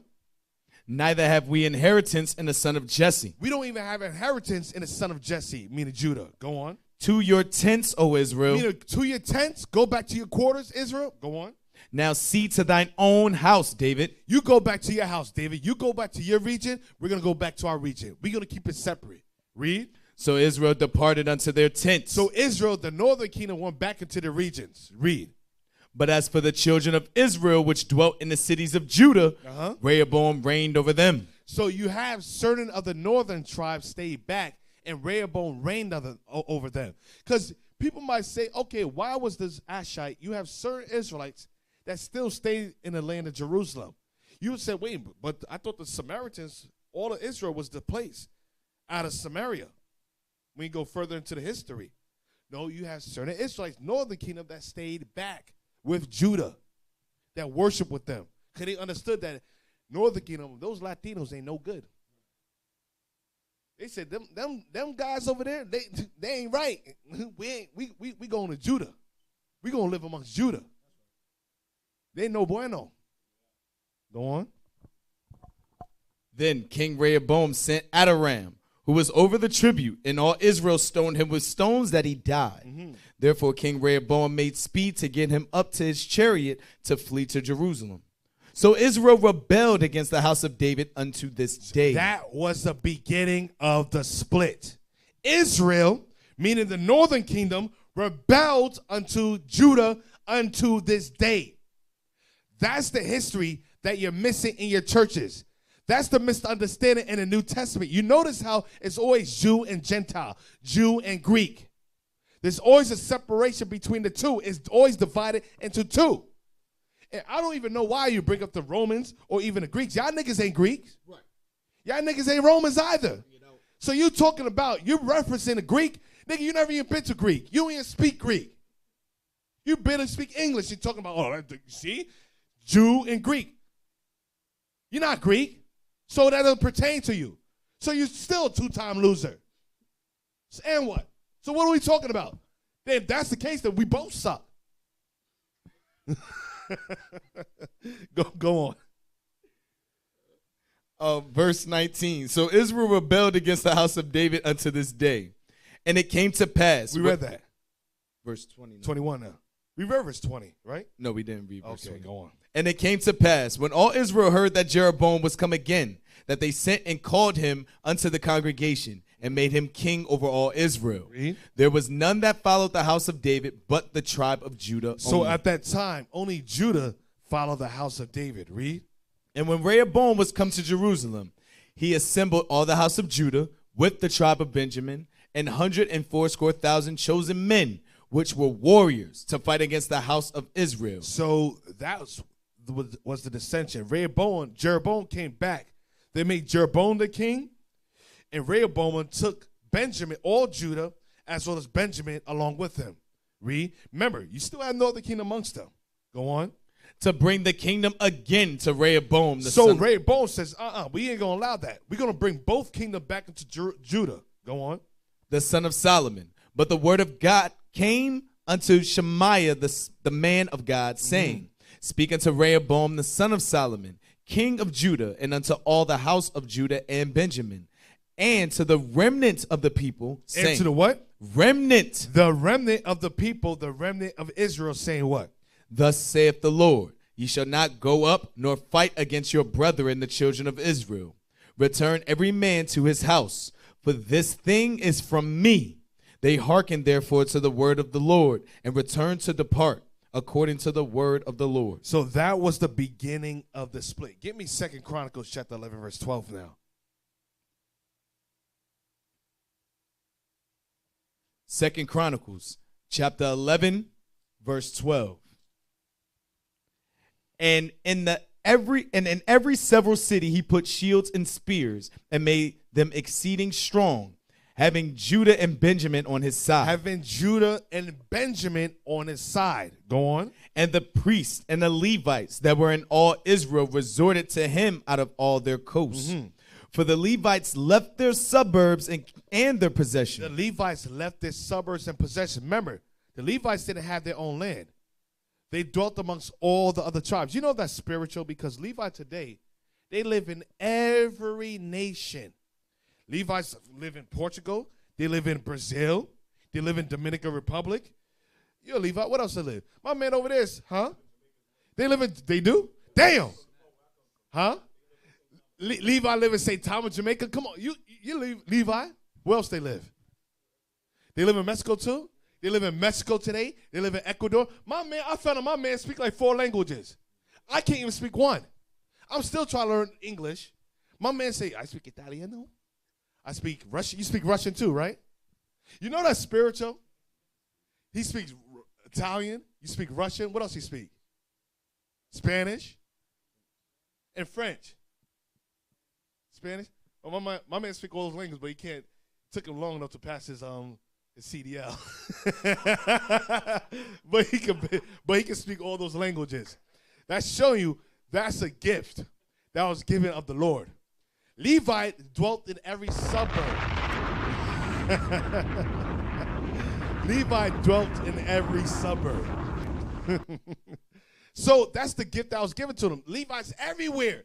And notice how in these different places, like in Brazil, in Dominican Republic, they didn't want to speak or teach on the streets. To me, it's baffling. They're doing the same thing. They live in the same suburbs as they live today. The difference is they ain't the priests anymore. They got to take the law on that. Because Judah took over that office. Right. You best believe it says, hear, Lord, the voice of Judah. And bring him to the people. Not Levi. That's right. Oh, gosh. He said we Jew too. Go on. For the Levites left their suburbs and their possession and came to Judah. It came to what? Judah. It came to Judah. Read on. And Jerusalem. And Jerusalem. Read. For Jeroboam. So that was the beginning of the southern kingdom, or what do you call as Jew? Jew is a derivative of Judah, Benjamin, and Levi. Consisted of the 3 tribes during the split. I believe it's around 922 or something like that. 922 AD or BC, I believe. Go on. Or 915 BC. Go on. For Jeroboam and his sons had cast him off from executing the priest's office unto the Lord. And he ordained him priests for the high places, and for the devils, and for the calves which he had made. So Jeroboam decided to set up priests of the high places. Meaning to set up priests. You're going to see what those high places going into. It's not going into terms of, the altar which God set up in Jerusalem. No. That's what it says. That's what the Samaritan woman says. It said that our fathers were to go was to worship in that mountain. No, you don't have to get that right now. Go on. Verse 16. And after them, out of all the tribes of Israel, such as set their hearts to seek the Lord. Read that again. Verse 16. And after them, after Judah, Benjamin, and Levi, read. Out of all the tribes of Israel. Out of all the tribes of Israel, showing that northern kingdom, there was a remnant of northern kingdom that always stayed back. Now, because you ask yourself a question, okay, but I thought you guys were saying that majority of northern kingdom went to the other side of the hemisphere, the western hemisphere. You're right. A big portion of the 10 tribes did migrate, take the journey to the western hemisphere, the North, Central, and South America. They did. But you did have a big portion, a remnant. Understand this, too. Israel numbers the sand of the sea. There's a lot of us. So a lot stayed back. I'll say a lot stayed back. And there's a lot that was joined to Judah, Benjamin, and Levi. Out of all the tribes of Israel. Read. Such as set their hearts to seek the Lord God of Israel. Such as set their heart to seek the Lord of God of Israel. Because northern kingdom was bugging out. Northern kingdom was doing all types of wickedness and idolatry. Go on. came to Jerusalem to sacrifice unto the Lord God of their fathers. They said, listen, I don't understand what them Negroes or those Latinos doing, but we going back to Negroes. We going back to Judah. Understand, Judah's where it's at. Judah's keeping the laws. It's where Judah, the laws or the temple was set up in Jerusalem. So we going back to the laws of our father. So you have northern kingdom that has some type of sense. Just like Cornelius has some type of sense. Tobit has some type of sense. Go on. So they strengthened the kingdom of Judah. So all the tribes strengthened the kingdom of Judah, read. And made Rehoboam, the son of Solomon, strong 3 years. Read. For 3 years they walked in the way of David and Solomon. So 3 years. Now let's go back to 2 Kings. Chapter 12, verse 28. 1 Kings chapter 12, verse 28. Whereupon the king took counsel and made 2 calves of gold and said unto them, it is too much for you to go up to Jerusalem. Behold thy gods, O Israel. So Jeroboam took 2 golden calves based upon what they learned under the ancient Egyptians. That idolatry, even after all those years of us being reprogrammed, the children coming out of the land that was 20 years and under the leadership of Joshua as well as Caleb, they still took that history back with us and started worshiping the golden calf. I'll say it again, northern kingdom, after them being refreshed or after them learning the laws, went back into idolatry. Go on. Behold thy gods, O Israel. He said, behold thy gods, not the one true God, not the God that set his temple up in Jerusalem. After the temple Solomon built, so that we could offer up our sacrifices, read. Which brought thee up out of the land of Egypt. He says, behold thy God, not the one true God that brought you up, but the golden calf that brought you up. Read. And he set the one in Bethel, and the other put he in Dan. He set one in what? Bethel. He set one calf in Bethel and the other where? He put in Dan. He put the other golden calf in Dan. Read on. And this thing became a sin, for the people went to worship before the one, even unto Dan. So the king went to worship they came to worship before the one, even unto what? Dan. Get me Amos chapter 8. So they went to worship in Dan. Amos chapter 8, verse 5. Amos verse 14. Chapter 8, verse 14. Let me get it. Go on. They that swear by the sin of Samaria and say, thy God. They that sin by the sin, swear by the sin of Samaria, because Samaria was who? Ephraim, northern kingdom. Go on. And say, thy God. Because northern kingdom started swearing by the sin of Samaria. Go on. They said, thy God. That's like Ray Bone says, thy gods, Israel, that brought you up out of the land of Egypt. Read.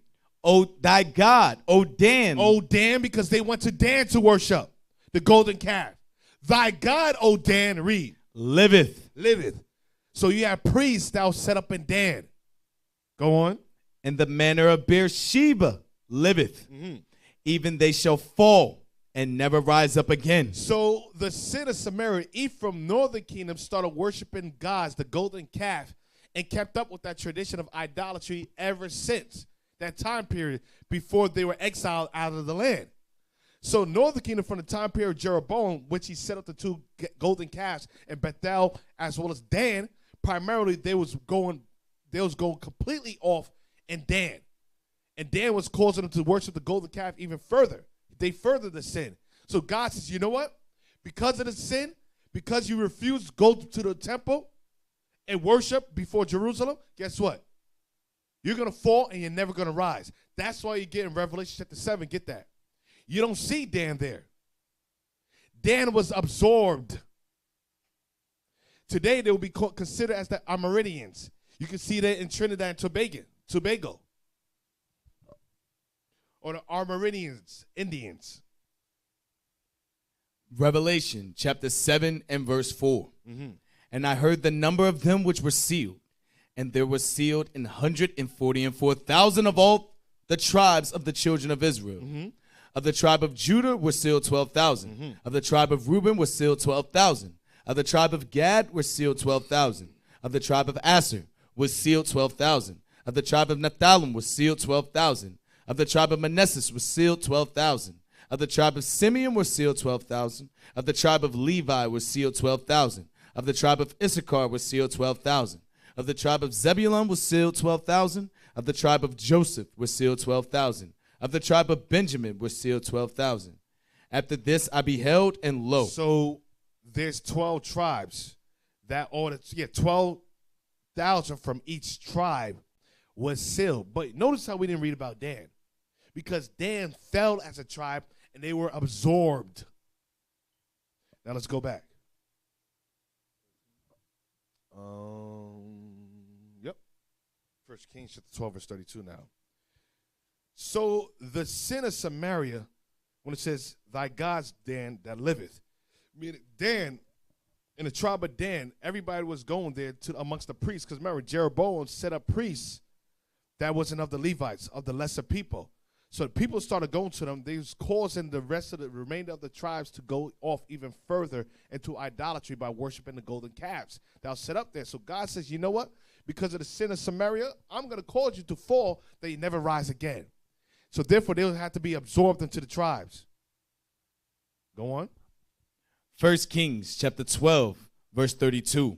And Jeroboam ordained a feast in the 8th month, on the 15th day of the month. Given that it wasn't bad enough, Jeroboam not only set up golden calves and said, these are your gods that brought you out of Egypt, he also made his own feast days and started worshiping and started changing it on a different month. Go read it again.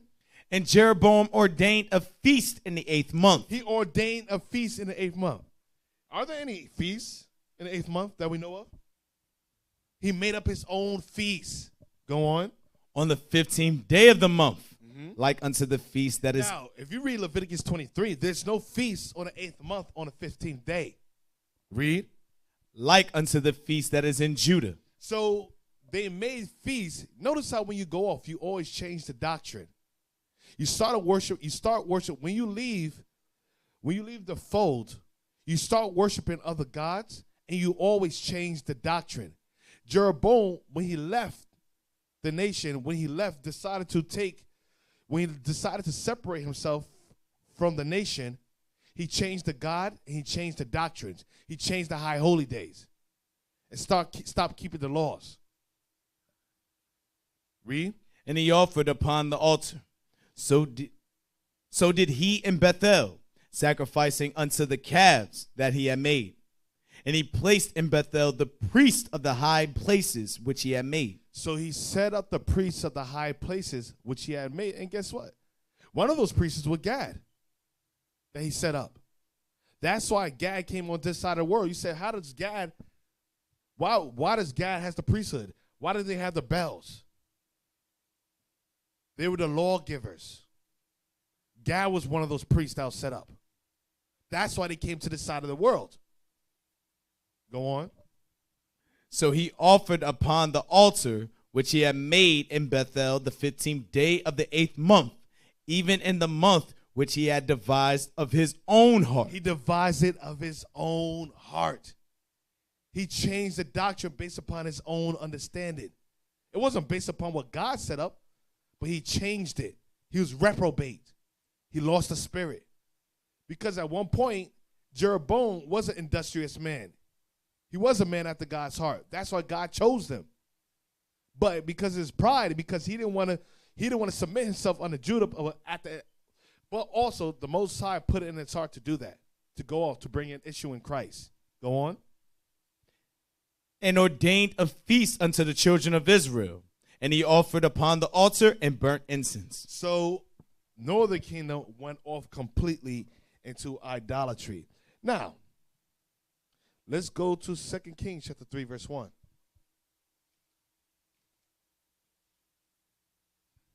Second Kings chapter 3, verse 1.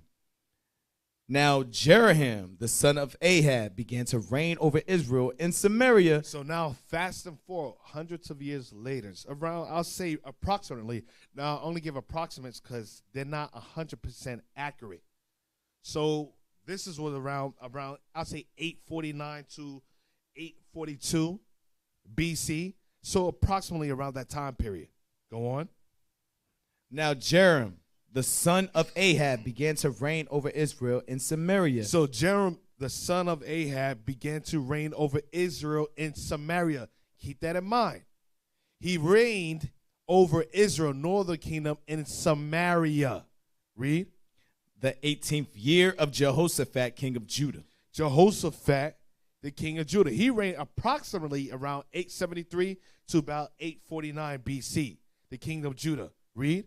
And reigned 12 years. And reigned 12 years. Jump down to verse 12. Verse 12. And Jehoshaphat said, the word of the Lord is with him.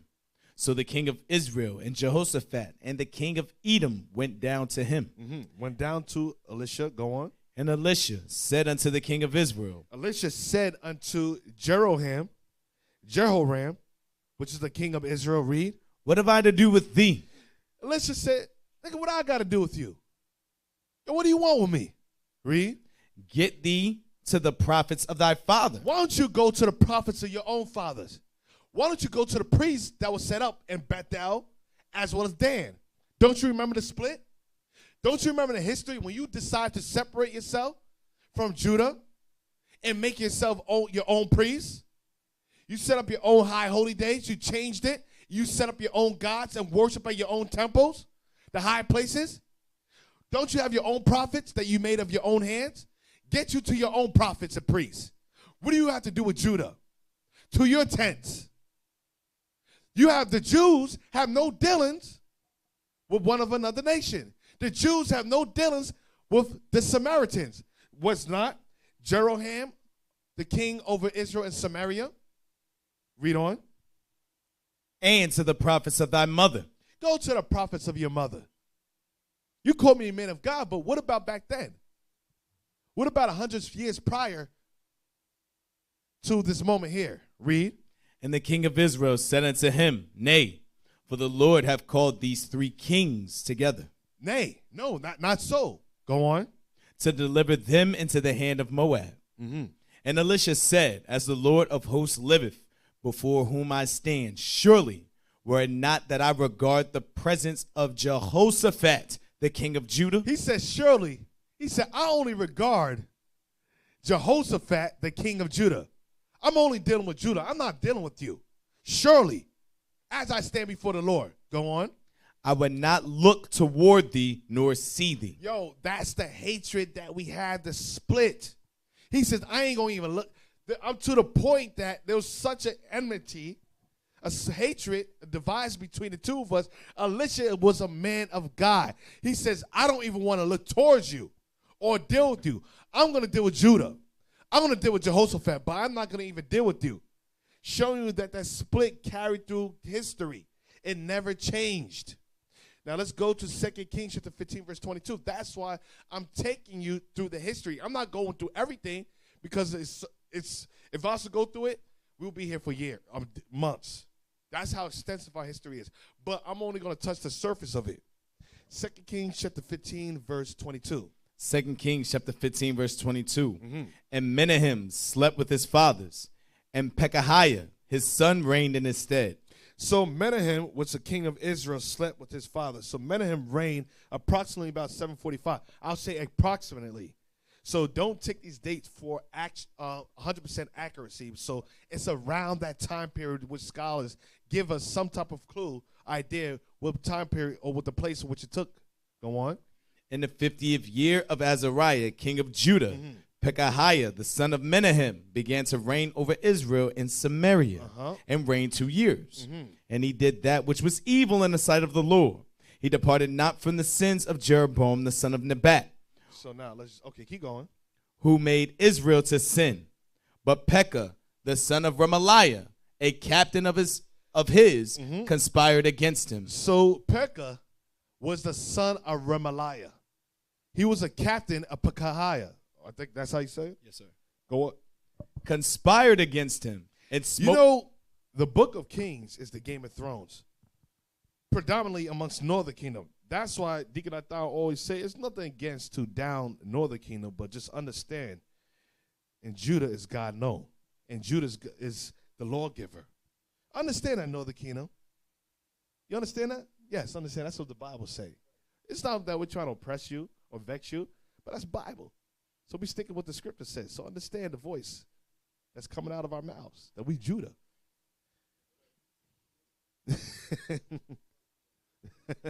Go on. This guy's crazy. And smote him in Samaria. So he was the captain of Pekahiah, but he smote. That's why they said there's no good kings of Northern Kingdom. This was the real Game of Thrones. I mean, the Northern Kingdom was established by deceit and assassination. Read. And smote him in Samaria. And smote him in Samaria. Go on. In the palace of the king's house, with Argob and Arieh, and with him 50 men of the Gileadites. And he killed him and reigned in his room. And the rest of the acts of Pekahiah, and all that he did, behold, they are written in the book of the Chronicles of the kings of Israel. In the 52nd year of Azariah, king of Judah, Pekah, the son of Remaliah, began to reign over Israel. Pekah, the son of Remaliah, began to reign. Go on. That's around 736 to 732, approximately around that time period. Go on. Began to reign over Israel and Samaria and reigned 20 years. And he did that which was evil in the sight of the Lord. He departed not from the sins of Jeroboam the son of Nebat. So Jeroboam caused the whole kingdom, Northern Kingdom, to go off ever since he departed from Judah and set up the golden calves in Bethel as well as Dan. And so changed the high holy days, changed the laws, and started setting up the priests to worship and serve between the high places, the altar. Go on. Who made Israel to sin. Read. In the days of Pekah, king of Israel, came Tiglath-Pileser, king of Assyria. So Tiglath-Pileser was of Assyrian king. Read. And took Ijon and Abel-Beth-Maacah and Janoah and Kadesh and Hazor and Gilead and Galilee, all the land of Naphtali, and carried them captive to Assyria.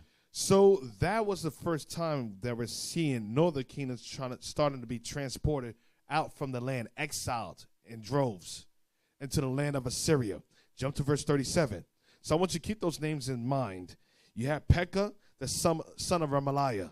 Go on. Verse 37. In those days the Lord began to send against Judah Rezin, the king of Syria. So those days God sent against Judah Rezin, the king of Assyria. Read. And Pekah, the son of Remaliah. So there was a conspiracy between Pekah, the king of Remaliah, as well with the Syrian king Rezin against, where is it?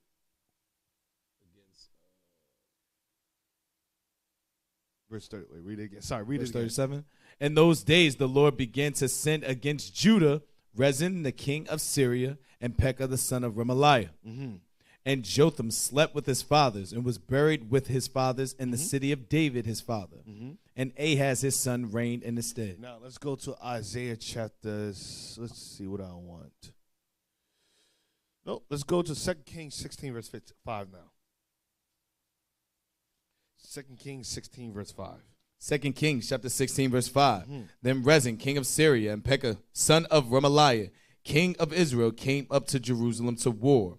And they besieged Ahaz, but could not overcome him. So you have Rezin, the king of Syria, and Pekah, the son of Remaliah, king of Israel. So the two conspired against one with each other to go against Judah. Read. At that time, Rezin, king of Syria, recovered Elath to Syria and drave the Jews from Elath. And the Syrians came to Elath and dwelt there unto this day. So Ahaz sent messengers to Tiglath-Pileser, king of Assyria. So Ahaz sent a messenger to Tiglath-Pileser. Ahaz says, nah. He saw the conspiring with Pekah along with Rezin. So he sent messengers for Tiglath-Pileser to assist him. Go on. Saying, I am thy servant and thy son. Come up and save me out of the hand of the king of Syria and out of the hand of the king of Israel, which rise up against me. And Ahaz took the silver and gold that was found in the house of the Lord and in the treasures of the king's house, and sent it for a present to the king of Assyria. And the king of Assyria hearkened unto him, For the king of Assyria went up against Damascus and took it, and carried the people of it captive to Kir, and slew Rezin. So a Syrian king came up and slew Rezin, king of Syria. Read. And King Ahaz went to Damascus to meet Tiglath-Pileser, king of Assyria, and saw an altar that was at Damascus. And King Ahaz sent to Urijah the priest the fashion of the altar and the pattern of it, according to all the workmanship thereof. Now let's go to Isaiah chapter 7, verse 1. So this giving you a brief history of what happened from the split leading all the way up to the Roman captivity in the Acts of the Apostles. So this is the missing history. Isaiah chapter 7, verse 1. And it came to pass in the days of Ahaz, the son of Jotham, the son of Uzziah, king of Judah, that Rezin, the king of Syria, and Pekah. So we're reading the same history in 2 Kings chapter 15 as well as 2 Kings chapter 16, verse 1, verse 5 to 10. Go on. And Pekah, the son of Remaliah, king of Israel, went up toward Jerusalem to war against it, but could not prevail against it. They could not prevail. We just read that they recovered some of the places. They recovered Elath and gave the Jews out of it, but they couldn't prevail completely against them. Now let's just keep reading. And it was told the house of David, saying, Syria is confederate with Ephraim. Syria, meaning Pekah, the son of Remaliah, was confederate with Rezin, the king of Syria. Both of them conspiring against you. Go on. And his heart was moved, and the heart of his people, as the trees of the wood are moved with the wind. Then said the Lord unto Isaiah, Go forth now to meet Ahaz, thou and Shear-Jashub, thy son. So Isaiah took his son along with him. Read. At the end of the conduit of the upper pool in the highway of the fullest field, and say unto him, Take heed and be quiet. He says, Ahaz, be quiet. Don't say anything. Read. Fear not, neither be faint-hearted for the two tails of these smoking firebrands. Don't worry about these two tails of these smoking firebrands. Go on. For the fierce anger of Rezin with Syria and all the son of Remaliah. Read. Because Syria, Ephraim, and the son of Remaliah have taken even counsel against thee, saying, Let us go up against Judah and vex it, and let us make a breach therein for us, and set a king in the midst of it, even the son of Tibiel. Thus saith the Lord God, It shall not stand, neither shall it come to pass. He says it's not going to pass. They're conspiring. The conspiracy they have against you is not going to stand. Read. For the head of Syria is Damascus. For the head of Syria is Damascus. Because why? Pekah Rezin had control over Damascus. Read. And the head of Damascus, which is in the land of Israel. Go on. Is Rezin. And the head of Damascus is Rezin. Rezin had complete control over Damascus. Read. And within 65 years shall... And which in 65 years, 65 years, read. Shall Ephraim be broken, that it shall not be a people. Ephraim, within 65, don't worry about it. Within 3, 4, and 5 years, 65 years, Ephraim's going to be broken. That conspiracy that conspired against you with Rezin, the king of Syria, don't worry, I'm going to break them. How did he break them? He sent Tiglath-Pileser against them. And that's when they started transporting Israel out of the land into the lands of Assyria. That was the first transportation or the first of the exile of the tribes out of the land. So he sent Tiglath-Pileser against Rezin, defeated them. And now after that, you're starting to see little bits and pieces of the northern kingdom being transported and taken out. It says, Ephraim shall be broken, that it be not a people. I'll read it again. For the head of Syria is Damascus, and the head of Damascus is Rezin. And within 65 years shall Ephraim be broken, that it shall not be a people. I want you to keep that in mind. We're going to go back to that. Ephraim, I'll say it again. Ephraim, the northern kingdom, which was split in the first place. I'll say it again. The northern kingdom from the time period of Rehoboam and Jeroboam was split into two kingdoms. Judah, Benjamin, and Levi, which consists of the Jews, dwelt in southern kingdom, had no dealing with northern kingdom. Northern kingdom set up their own priests. Northern kingdom set up their own golden calves, the gods. They had their own laws. They changed the doctrine.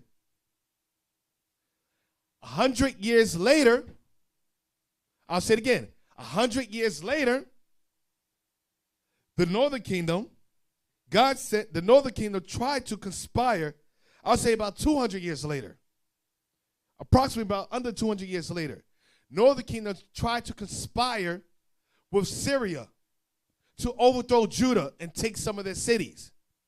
God said, okay, it's bad enough that you went off and started worshiping your other gods of the nations. Now you're trying to conspire against Judah, which was somewhat keeping the laws, that was worshiping in the mountains, set up in Jerusalem, at the altar, sacrificing. Okay, this is what's going to happen. I'm going to completely cut you off. I'm going to cut you off. I'm going to remove you from the land.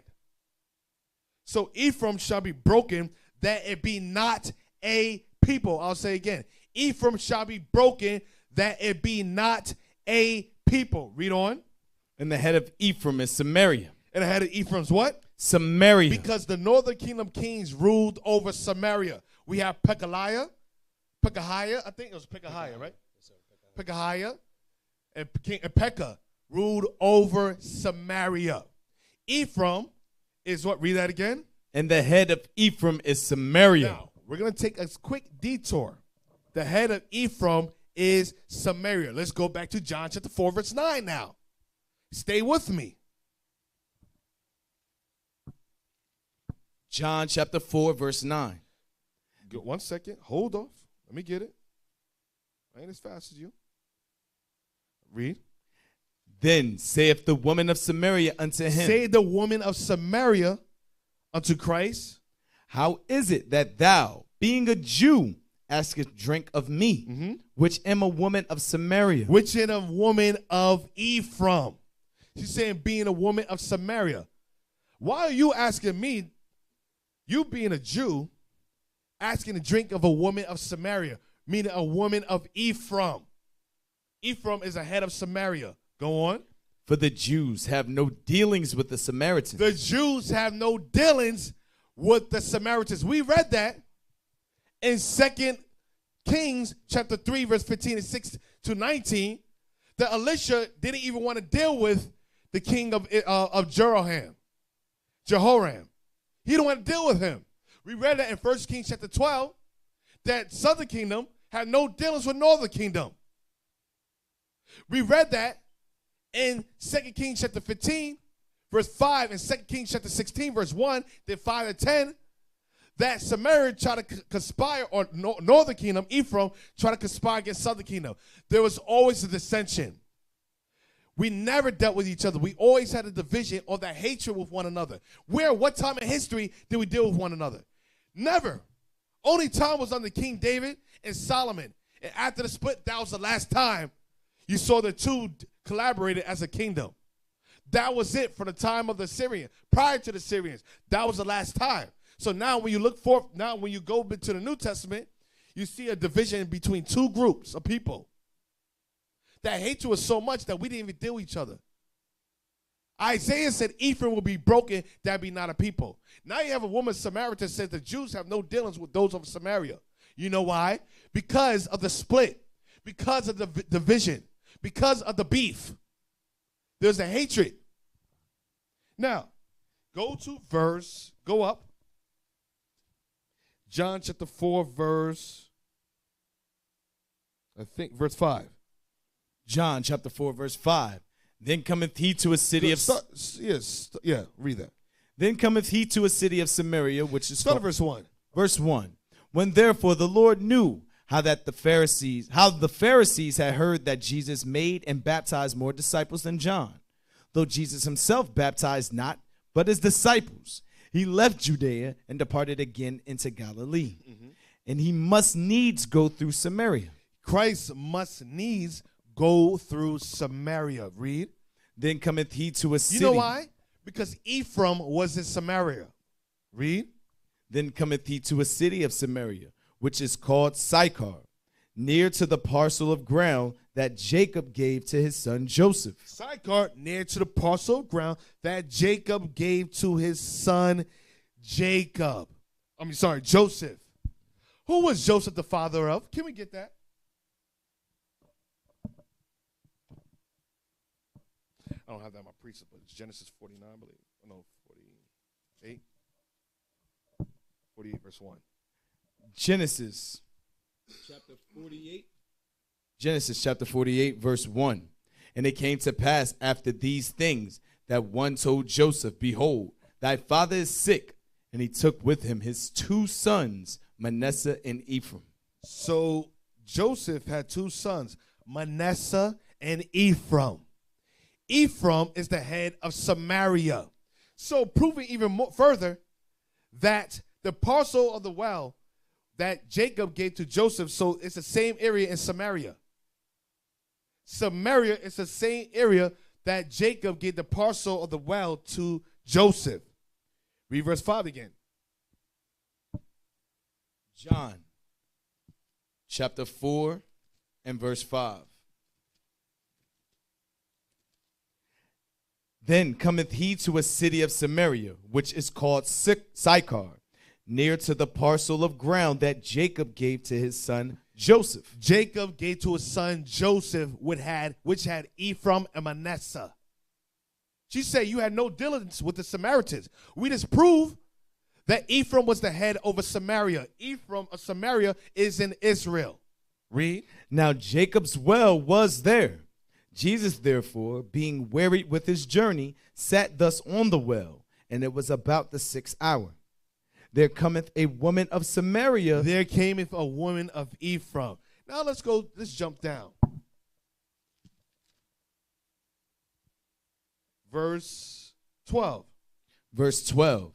Art thou greater than our father Jacob? Are you, Christ, greater than our? I'll say it again. Greater than our father Jacob. Did Jacob have all people, races on this earth? No. Jacob only had the 12 tribes. Jacob gave the parcel of the well in Sychar to Joseph. Joseph had two sons, Ephraim and Manasseh. Ephraim was the head over Samaria. Showing you who she was. Go on. Which gave us the well. Who gave who? Us. Who gave us, Joseph, Ephraim the well. Read.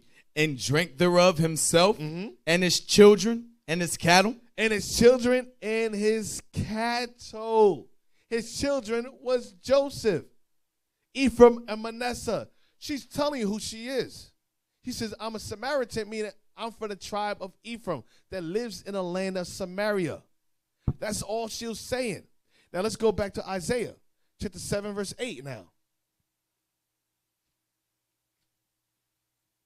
Isaiah chapter 7 verse 8. For the head of Syria is Damascus, and the head of Damascus is Rezin. And within 65 years shall Ephraim be broken, that it be not a people. So Ephraim was broken. They were destroyed, that it be not a people. They're a vessel which is swallowed up, and they shall be among the Gentiles. Swallow up, that they be not a people. Let's go to Hosea chapter 1 now, verse 5.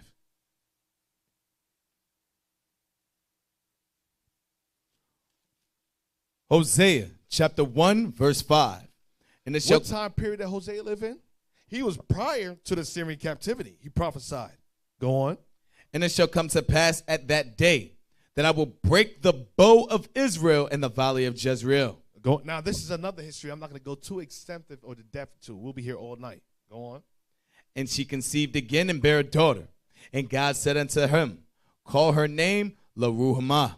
For I will no more have mercy upon the house of Israel. I will no more have mercy upon the house of Israel. Remember, Israel went off into complete idolatry.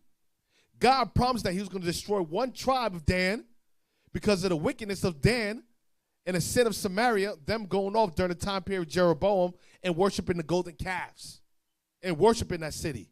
Go on. But I will utterly take them away. He will do what? Take them away. He will utterly take them away. And it started with Tiglath-Pileser. Right. That was the first time period that prophecy came to pass. He says, I'm not going to have mercy on on Ephraim anymore, or the northern kingdom. I'm going to utterly take them away. I'm going to transport them. Go on.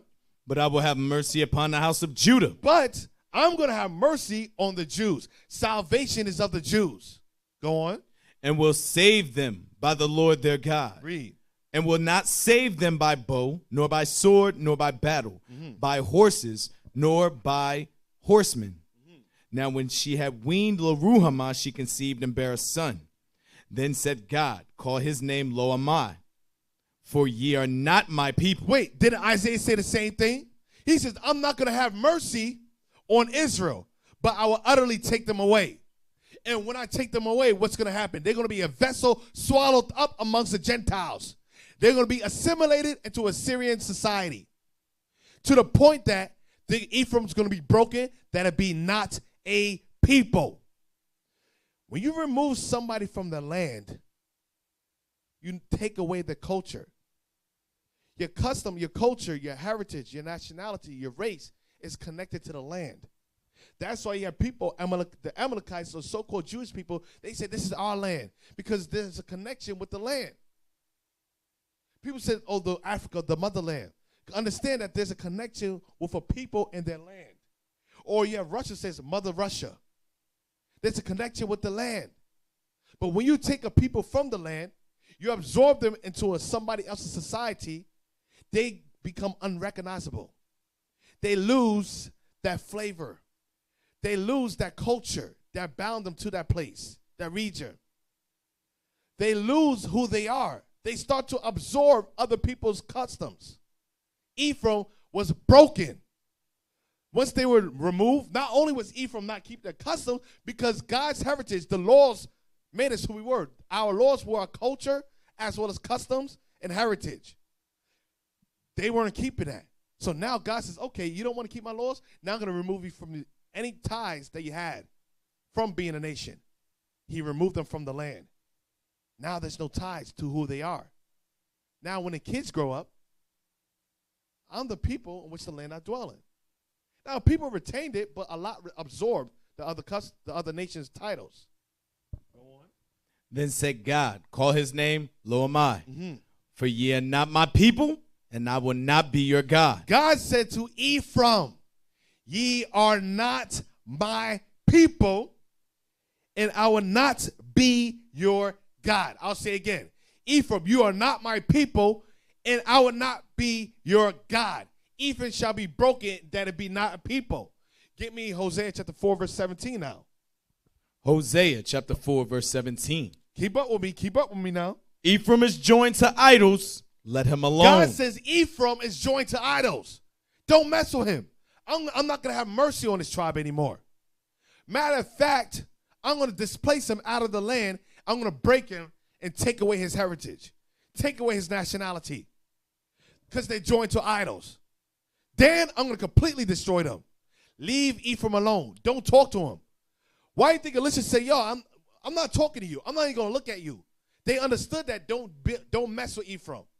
Don't deal with Ephraim. Was so caught up into idolatry that the prophets had no dealing with them. They didn't even want to talk to him. Once the Most High displaced them and removed them and took away their nationality, they became not a people. They became Gentiles. They became strangers, foreigners. They became heathens. They became Greek. Now, let's go to 2 Kings chapter 17, verse 18. It says, I will no longer have mercy on him, but I will utterly take him away. 2 Kings chapter 17, verse 18. 2 Kings chapter 17, verse 18. Therefore, the Lord was very angry with Israel and removed them out of his sight. That's what we just read. God was pissed off. They were joined to idols.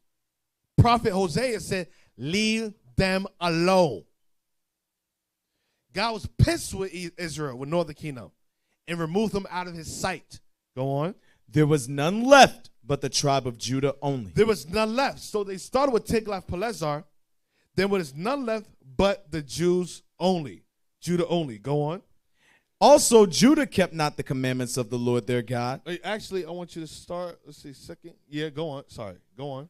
Also, Judah kept not the commandments of the Lord their God, but walked in the statutes of Israel which they made. And the Lord rejected all the seed of Israel and afflicted them and delivered them into the hand of spoilers. Now jump to verse 23. Verse 23. Until the Lord removed Israel out of his sight, as he has said by all his servants, the prophets. What prophets? Isaiah, Hosea. They say that God will no longer have mercy on Israel, but will utterly remove him away. Read. So was Israel carried away out of their own land to Assyria unto this day. So Israel was carried out of their own land. They were broken. That's why Hosea said, Ephraim, that's why you don't understand Cornelius, the breakdown, the vision that was given to Peter. When it says that they should be a vessel swallowed up amongst the Gentiles. Because why? They'll take on the customs of the Gentiles, that they be not a people and be not a people. That's why Southern Kingdom was calling Northern Kingdom Gentiles, because they were not a people. Now, let's go to Hosea 1 verse 10. So Ephraim was taken away and became not a people. Hosea 1 verse 10. Hosea chapter 1 verse 10. Yet the number of the children of Israel shall be as the sand of the sea, which cannot be measured nor numbered. And it shall come to pass that in the place where it was said unto them, ye are not my people. What place? It was said unto them. It was said unto them and it was said unto them in Samaria, that Ephraim shall be broken, that be not a people. It's not only alluded to today's time, because it is. It's happened numerous times in history. But Ephraim was said to them that they will be not a people, that they should be broken. Go on. Ye are not my people. There it shall be said unto them, ye are the sons of the living God. You're Ephraim. You're not a stranger. You're not a heathen. You're not an uncircumcised. But we're all one people. That's why I said there's no difference between Jews and Greeks. For we are all one, all the same. No difference between Jews, Greeks, man and woman, bond or free. For we are all one in Christ, because we're the same people. The disciples were going around to the northern, or primarily Paul's ministry was to go to these northern kingdom territories and the diaspora and bring them back into the fold, bring them back into the faith. Because why? We couldn't get the kingdom without northern kingdom. It says, unto thy seed shall all the nations of the earth be blessed. The only way we could get the kingdom was with northern kingdom. So Christ had to come and die for us to bring back the northern tribes so that all 12 tribes could fulfill the promise of Abraham. That's the reason behind it. So it's the job of the disciples to bring the two back together. Read on. Then shall the children of Judah and the children of Israel be gathered together. The children of Judah and the children of Israel. Southern kingdom and northern kingdom. Northern kingdom was called not a people. After the disciples will come on the scene, they will call them a people. It started during the time period of the disciples. Also that pertains to us in these last days. But the disciples were going around teaching northern kingdom, say that you're not Samaritans, you're not Gentiles, you're not uncircumcised, you're not a stranger, you're the Israelites. You're the sons and daughters of God. Go on. And appoint themselves one head, and they shall come up out of the land, for great shall be the day of Jezreel. And appoint themselves one head. It constantly says Judah and Israel. It's always that division, that separation between the two. Going back into the split, and it's the same separation that you see in the New Testament. Give me Hosea 2 verse 23. Hosea chapter 2 verse 23. And I will sow her unto me in the earth, and I will have mercy upon her that had not obtained mercy. And I'll have mercy upon, Peter said the same thing, 1 Peter chapter 2 verse 9. I'll have mercy upon her that not obtained mercy. Ephraim didn't obtain mercy. We read that in Hosea. Go on. And I will say to them which were not my people. And I will say to them, to Israel, Ephraim, that were not my people. Read. Thou art my people. Thou art my people. You are Israel. You are the sons of God. Read. And they shall say, Thou art my God. And they shall say that thou art my God. Peter said the same thing. 1 Peter chapter 2, verse 9. Showing that Peter wasn't speaking to all nations. 1 Peter chapter 2, verse 9. But ye are a chosen generation, a royal priesthood, and holy nation. We're a chosen generation. Not all nations were chosen. Deuteronomy 7 says that the Israelites were chosen above all nations. Go on. A peculiar people, We were a peculiar people. Read. that ye should show forth the praises of him who hath called you out of darkness into his marvelous light, Christ called us out of darkness into this marvelous light. Read. which in time past were not a people. Which in times past, Ephraim was not a people. The disciples' job was to call them back into the fold. That's why Peter says you're a chosen generation, a royal priesthood, a holy nation, a peculiar people. In the place was it was said unto them, they're not my people, therefore it should be said unto them that you are the sons of the living God. Peter was doing that. Peter was calling them back and reclaiming them as the sons of the living God. Telling them in the time past, you were not a people, but now, read. Which had not obtained mercy, but now have obtained mercy. In the time past, you didn't obtain mercy. Now you have obtained mercy. And I forgot, it was Christ's job to bring, notice how Christ went to the Samaritan woman first. I forgot to touch a base on that. We're just going to backtrack just a second. Backtrack this a couple scriptures in the past. Let's go to Isaiah chapter 49, verse 6. It was Christ's duty to bring light unto the northern kingdom first and foremost. That's why he went to the Samaritan woman. And then Peter being the second or under Christ, the second in command under Christ, guess what? It was opened up to him under Cornelius. But Christ had to set the stage. That's why when the disciples saw that Christ, I'm going to show you this. Read that. Isaiah chapter 49, verse 6.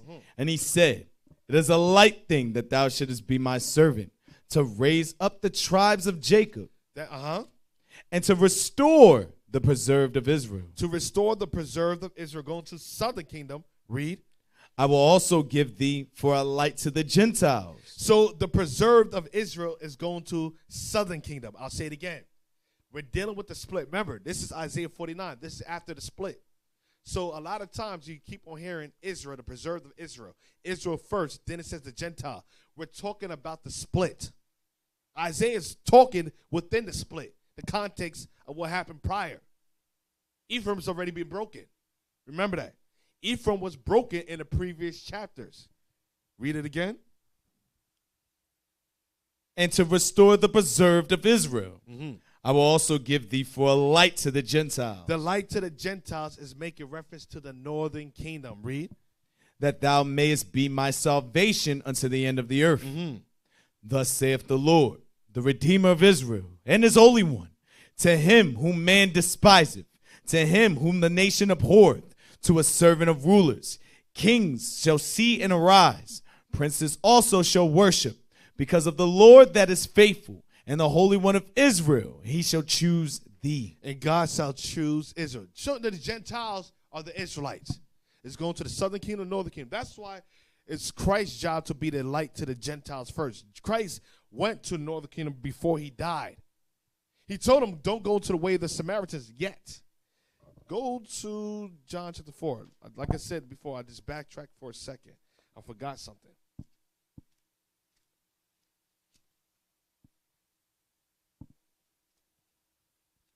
Because it's speaking towards the Samaritan says the Jews have no dealings with us. Go to, let's see, where do I want? John chapter 4, verse. Let me see something. Verse 25. John chapter 4, verse 25. The woman saith unto him, I know that Messiah cometh, which is called Christ. When he is come, he will tell us all things. Jesus saith unto her, I that speak unto thee am he. And upon this came his disciples, and marveled that he talked with the woman. Yet no man said, What seekest thou? They marveled why Christ spoke to the woman, because she was of the northern kingdom. They said, why are you dealing with her? We don't deal with them. We don't have no dealings. But the disciples knew their place. They said, we ain't going to say nothing to him. Last time he spoke, he blasted you, Peter. You go ask. I ain't saying nothing. John, you go. You your favorite. John said, no, I ain't got nothing to do with that. So just keep our mouth shut. And when the time comes, he'll give us the instruction. And the time came through Cornelius. That's when he opened up. That's why he said, wait a minute. Lord, it's not common for me to eat anything that's unclean, common or unclean. He didn't understand that when the time when Christ spoke to the northern kingdom, Samaria, he was preparing them. So when Peter came on the scene, they was to understand. So let's go to Isaiah 65 real quick, verse 1. That's why northern kingdom started repenting in drones. Isaiah chapter 65 and verse 1. I am sought of them that ask not for me. Northern kingdom that asked for him, but he is sought of them. That's what it says. We heard that Messiah should come. Cornelius was praying often. Go on. I am found of them that sought me not. He is found in them. The northern kingdom started accepting Christ. Go on. I said, behold me, unto a nation that was not called by my name. It says unto a nation that was not called by my name, because why? Ephraim shall be broken, that it be not a people. So a nation that was not called by my name. Now, let's go to where I want to go to now. Let's go to Ezekiel 37, verse 15.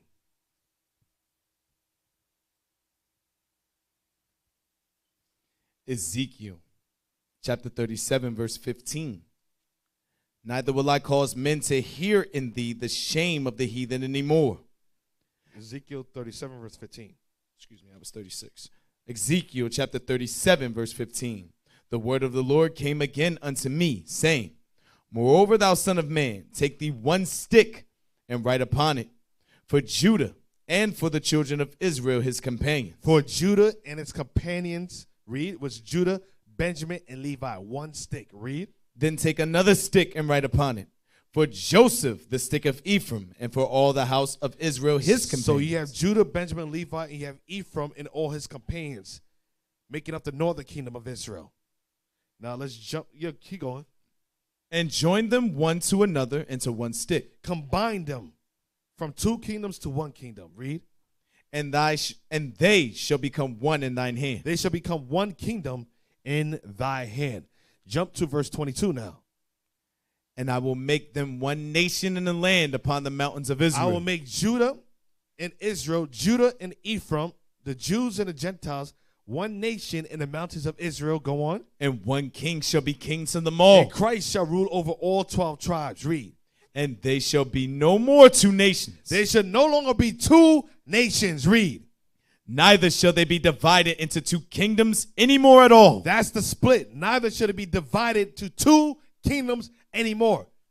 That's why he said to Cornelius, Cornelius said to Peter, it is a lawful thing to keep one with another, for a Jew to keep company with one of another nation. The other nation was northern kingdom, Israel, Ephraim. That's what it's going into. Read. Neither shall they defile themselves any more with their idols, nor with their detestable things, nor with any of their transgressions. Because Ephraim from the time period of the split was always given to idolatry. That's why Hosea said, leave them alone. Read. But I will save them out of all their dwelling places, wherein they have sinned, and will cleanse them. That's why he says, call no man common or unclean, for I have cleansed them. Read that again. But I will save them out of all their dwelling places, wherein they have sinned, and will cleanse them. Go back to Acts chapter 10 now, where he says, but call no man what God has cleaned. Read that, Acts chapter 10 now. Acts chapter 10 and verse 28. No, verse 14. Verse 14. But Peter said, not so, Lord, for I have never eaten anything that is common or unclean. And the voice spake unto him again the second time, what God hath cleansed, that call not thou common. So what God has cleansed, call not thou common. What he has cleansed, man, northern kingdom, from all their idolatry. Now let's go back. Ezekiel chapter 37, verse 23. The bottom part.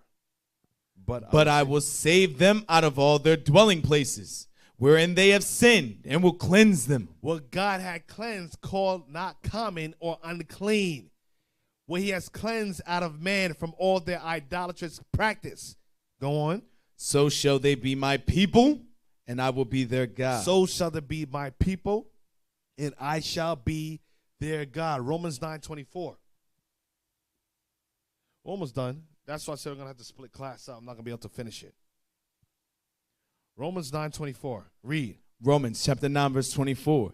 Even us, whom he hath called, not of the Jews only. Even us, whom God has called, not of the southern kingdom only, Judah, Benjamin, and Levi, but who? But also of the Gentiles. Also of Ephraim, the division, two kingdoms, Judah and Ephraim, Judah and Israel, Jews in the northern kingdom, southern kingdom and the northern kingdom.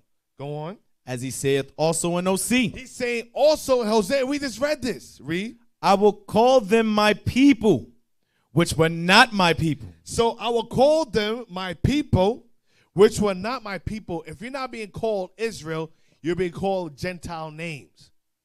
So at one point, Israel was called a Gentile, which were not God's people. Read. And her beloved, which was not beloved. We're quoting Hosea chapter 1 concerning the split. When Israel was broken, it should be not a people. Reference when Ephraim was broken, that was not a people. Go on. And it shall come to pass that in the place where it was said unto them, ye are not my people, there shall they be called the children of the living God. The Gentiles will be called the children of the living God. Go on. The Israel. Read. Isaiah also crieth. Isaiah also crieth. So Isaiah is going to speak of the same manner. Why? Because they both lived during the same time period, prior to the Assyrian captivity. You notice how Paul is quoting who? Hosea and Isaiah, based upon the history of the northern kingdom falling, of them being not a people. We just went through that history. We just went through Pekahiah, Ahaz, the conspiracy in Isaiah 7, which they were broken and not a people. They're quoting them because the prophecies came from those two, concerning northern kingdom, concerning Israel. Paul just not quoting for no reason. It's showing who's Paul speaking to. He's speaking to those northern tribes that would be called Gentiles because they were called not a people. Go on. Isaiah also crieth concerning Israel. Concerning who? Israel. Concerning who? Israel. Concerning Israel. Concerning Israel. You know why? The people that was called not a people were the Israelites. He says, Isaiah crieth also concerning Israel. We establish in verse 24, he hath called not of the Jews only, but also of the Gentiles. The Gentiles, the second half, that was not called the people. Isaiah cried also concerning Israel. Those Gentiles were Israelites. Go on. Though the number of the children of Israel be as the sand of the sea, a remnant shall be saved. A remnant of the Israelites shall be saved. Read. For he will finish the work and cut it short in righteousness, because a short work will the Lord make upon the earth. Read. And as Isaiah said before, and Isaiah also said before, read. Except the Lord of Sabaoth, the Lord of hosts, hath left us a seed. We have been as Sodom and been made like unto Gomorrah. Sodom and Gomorrah. Read. What shall we say then? That the Gentiles which followed not. So wait a minute. So Paul just went through all that history, referenced Israel, Ephraim being broken, removed from their land. That's what Paul's going through. Hosea and Isaiah. You notice Paul didn't quote Jeremiah, because Jeremiah is the Babylonian captivity. He didn't quote Ezekiel. He didn't quote Zephaniah. He didn't quote Malachi. He quotes prior to the Assyrian captivity, concerning the northern kingdom of Israel being broken and being not a people. Now he comes back into what? What shall we read verse 30 again? What shall we say then? that the Gentiles, that the northern kingdom that took on the Gentile customs and names, read, which follow not after righteousness, they didn't follow after the laws. Remember, Ephraim was broken. Ephraim was given to idols. Leave him alone. They went into idolatry. Read. have attained to righteousness. They have attained to the righteousness of Christ. Go on. Even the righteousness which is of faith. Even the righteousness which is of Christ, which is faith. Read. But Israel, Which follow after the law of righteousness, which follow after the law of righteousness. have not attained to the law of righteousness. Meaning Israel, which follow after the law of righteousness. Meaning you have the southern kingdom that follow after the law of righteousness. Meaning they'll follow after the animal sacrifice. Get that real quick. In Psalm chapter 4, verse 5. Psalm chapter 4, verse 5. Offer the sacrifices of righteousness and put your trust in the Lord. So, but Israel, which follow after the law of sacrifice. So those follow after the law of sacrifice have not attained to the law of righteousness. Meaning that part of the law of righteousness going into Christ. Give me Romans chapter 3. So the northern kingdom was adopted back in. They follow Christ. That's why he says, I'm founded them that sought me not. I'm sought on them that found me not. Northern kingdom started following after Christ. Go on. Romans chapter 3, verse 21. But now the righteousness of God without the law is manifested. The righteousness of God without the law of animal sacrifice has been manifested. Go on. Because sacrifice was a shadow of good things to come, which was Christ. Read. Being witnessed by the law and the prophets. Even the righteousness of God, which is by faith of Jesus Christ. So even the righteousness of God, which is faith by Jesus Christ. Now let's go back to Romans chapter 9. Romans chapter 9, verse 31. But Israel, which follow after the law of righteousness. So Israel, so the southern kingdom, which was follow after the law of righteousness, which was animal sacrifice, hath not attained to the law of righteousness. They have not obtained to Christ. They didn't believe in Christ. Read. Wherefore? Because they sought it not by faith. Because they didn't seek it after faith, after Christ. Read. But as it were by the works of the law. But by the works of the law, animal sacrifice. Read. For they stumbled at the stumbling stone. But they stumbled after Christ. Read. As it is written. As it is written. Behold, I lay in Zion. I lay in Israel. A stumbling stone. I lay in Israel a stumbling stone. Read. And a rock of offense. Read. And whosoever believeth on him shall not be ashamed. And whosoever believeth on him. And whosoever believeth on him. Who's the whosoever making reference to? It's not talking about all nations. Paul concludes and closes out the chapter. Started off with Gentiles, where whosoever believeth on him. Get me that where he quoted that from. Go to Joel chapter 2, verse 32. Joel. Start at verse 27 real quick. Joel chapter 2, verse 27. And ye shall know that I am in the midst of Israel, and that I am the Lord your God. I'm the Lord your God. And none else. None else. Read verse 32 now. Verse 32. And it shall come to pass. Read. That whosoever. That whosoever what? Shall call on the name of the Shall Lord. call on God. Read. Shall be delivered. Shall be delivered. Read. For in Mount Zion. In Israel. Read. And in Jerusalem. And in Jerusalem. Read. Shall be deliverance. Shall be deliverance. So the whosoever in Mount Zion. Give me 1 Kings chapter 8 verse 1. You might think Mount Zion is making reference to everybody. For in Mount Zion in Jerusalem shall be deliverance. Whosoever in Mount Zion in Israel shall be deliverance. Read. 1 Kings chapter 8 verse 1. Then Solomon assembled the elders of Israel and all the heads of the tribes, the chief of the fathers of the children of Israel, unto King Solomon in Jerusalem, that they might bring up the ark of the covenant of the Lord out of the city of David, which is Zion. Which is Zion. So that Mount Zion is a city in Israel. It's Israel. It's Israel. Now, let's go back.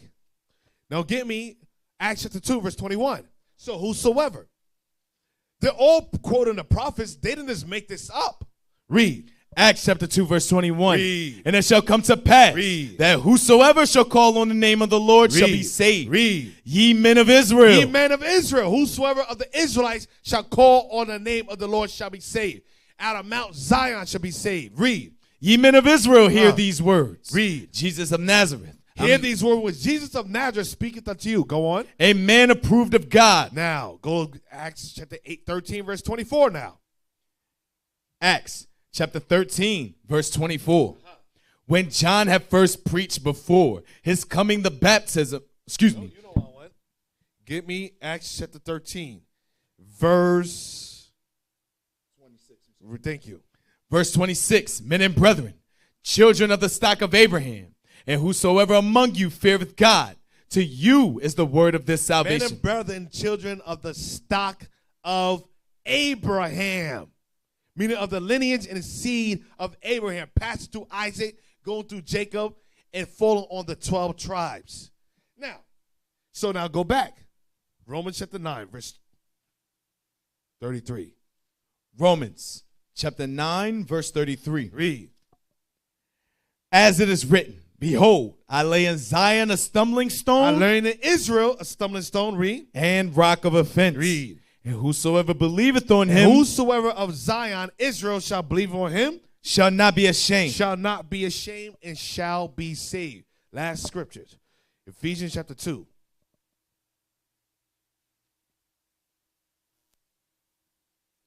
Let me get it. Start at verse 11. Ephesians chapter 2, verse 11. Wherefore remember that ye being in time past Gentiles in the flesh. Remember Paul saying that you in a past time, in the previous captivities, were Gentiles in the flesh. Why? Because you took on the Gentile customs. You didn't circumcise yourself after the promise that was given to Abraham, which we were supposed to. You were a Gentile after the flesh. Go on. Who are called uncircumcision You were called uncircumcision. Read. by that which is called the circumcision By the southern kingdom, which kept the promise or covenant of circumcision given by Abraham. Read. in the flesh In made the by flesh, hands. Made by hands. Going to your penis. You circumcising your flesh after the covenant. Go on. That at that time you were without Christ, That at that time you were without Christ. Read. being aliens from the commonwealth of You Israel. were aliens from the commonwealth, which means nation. You were aliens from the nation of Israel because why? You were taken away captive out of the land of Israel, out of Samaria, according to Hosea chapter 1, verse 5. God was going to have mercy on you. You're going to be displaced and you're going to be broken that you're not a people. Read. And strangers from the covenants of promise. You are strangers from the covenants of promise. You know why you was a stranger? You was a stranger from the covenant of animal sacrifice because you set up your own altars, you set up your own high priest, and you worship and Dan and Bethel. And you sacrifice to 2 golden calves. You were a stranger from the covenant of promise. That's why you was called uncircumcision. Because you was a stranger also from the covenant of circumcision, which gave us the promise. Read. Having no hope. You had no hope. Get me Ezekiel chapter 37, verse 11. You had no hope in this world. Ezekiel 37, verse 11. Ezekiel chapter 37, verse 11. And I will multiply upon you. Excuse me. Ezekiel chapter 37, verse 11. Then he said unto me, Son of man, these bones are the whole house of Israel. Behold, they say, our bones are dry, and our hope is lost. Read it again. Read it again for the top. Then he said unto me, Son of man, these bones are the whole house of Israel. These bones are the whole house of Israel. Read. Behold, they say, our bones are dry, Our bones are dry, and our hope is lost. and our hope is lost. Read. We are cut off for our parts. Because Ephraim was cut off from their parts. Read. Therefore prophesy and say unto them, So the northern kingdom was cut off. They said there's no hope. That no hope was going to Israel because they were cut off. They were without Christ and God. There was aliens from the commonwealth of Israel. Now let's go back. Ephesians chapter 2, verse 12, that at that time you were without Christ, being aliens from the commonwealth of They Israel. were aliens because they were cut off. They were taken away from the land. They was displaced and brought into the lands of Assyria, Nineveh, Medes. Go on. And strangers from the covenants of And promise. there was strangers from circumcision, animal sacrifice. Read. Having no hope They had no hope in the world because they was displaced. Read. And they without- was cut off. Go on. and without God in the world. They were without God in the world because God says, I'm not going to deal with them. I'm not going to be a God anymore. They were without God in the world. Go on. But now in Christ Jesus, Now in Christ Jesus, read, Ye who sometimes were far off Ye was sometimes which was far off from the covenant in the land. Go on. are made nigh by the blood of Christ. Now because Christ died, now he's bringing you back. That said to Abraham, shall all thy seed should be blessed. Through Abraham, all thy seed, meaning that seed being Christ, all 12 tribes will be blessed by bringing you back, give you an opportunity, a chance to repent through his blood. Because before it's through animal sacrifice. Go on. For he is our peace. Christ is our peace. You know why Christ is our peace? Because there's a dissension between the two tribes. Go on. Who hath made both one. Who are both what? One. Both kingdoms, one kingdom. Read. And have broken down the middle wall of partition. So what? When it says he is our peace, go back to Isaiah chapter 11, verse 13. He is our peace, who have made both one. Isaiah chapter 11, verse 13. The envy also of Ephraim shall depart, and the adversaries of Judah shall be cut off. Ephraim shall not envy Judah, and Judah shall not vex Ephraim. So Ephraim shall not envy Judah, and Judah shall not vex Ephraim. So there was a split, and there was hatred between both tribes, or both kingdoms. Go on. Now let's go back. Ephesians chapter 2, verse 14. For he is our peace. So Christ was the peace between Ephraim and Judah. Read. Who hath made both one. Both kingdoms, two kingdoms, one. That goes back to the two sticks in one hand. Read. And hath broken down the middle wall of partition. That middle wall partition was animal sacrifice. Read. Between us. Between both kingdoms. Read. Having abolished in his flesh the enmity. Christ abolished in his flesh the enmity. He abolished animal sacrifice in his flesh, the hatred between the two kingdoms. Go on. Even the law of commandments. Even the what? Law of commandments. Even the law of commandments. Hold that. Give me Hebrews chapter 10, verse 1. Having abolished in his flesh the enmity, the hatred. Hebrews chapter 10, verse 1. Hebrews chapter 10, verse 1. For the law, having a shadow of good things to come, and not the very image of those things, can never with those sacrifices which they offered year by year continually. So even the law of commandments is going to the law of animal sacrifice. It's going to the law of animal sacrifice. Now let's go back. Now let's go to Hebrews chapter 9, verse 9. Hebrews chapter 9, verse 9.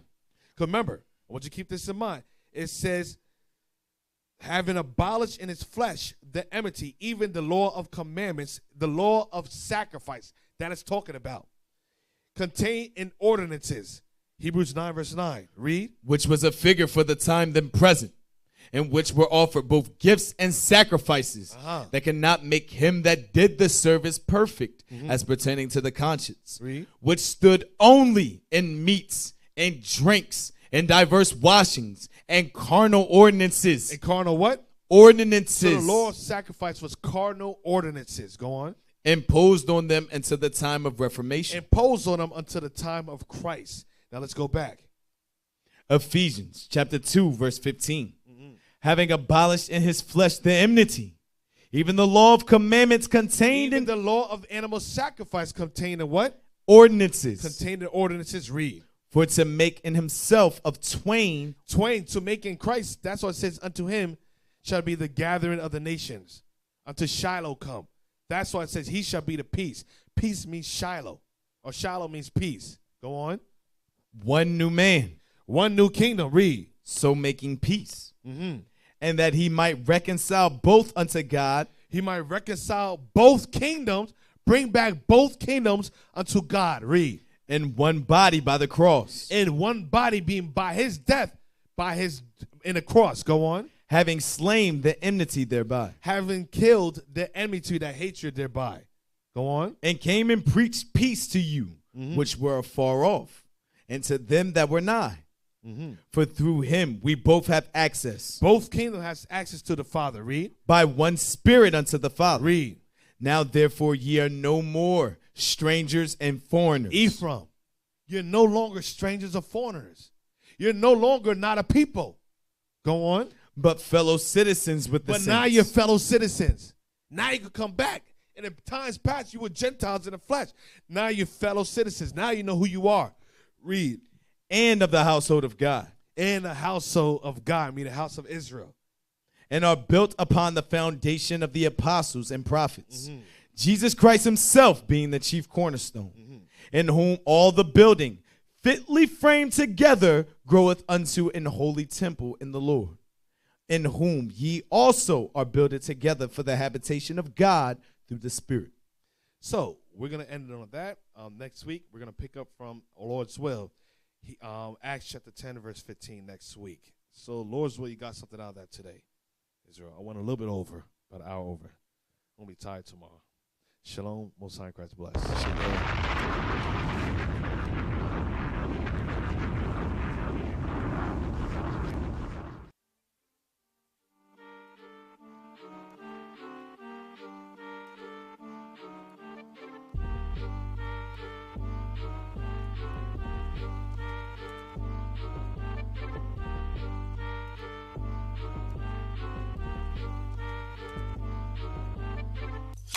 Making violence, killing brothers, switching riders, selling drugs up on the corners, but the prophets here, so boy, you better. You've been making violence, killing brothers, switching riders, selling drugs up on the corners, but the prophets here, so boy, you better. Cause the prophets here now.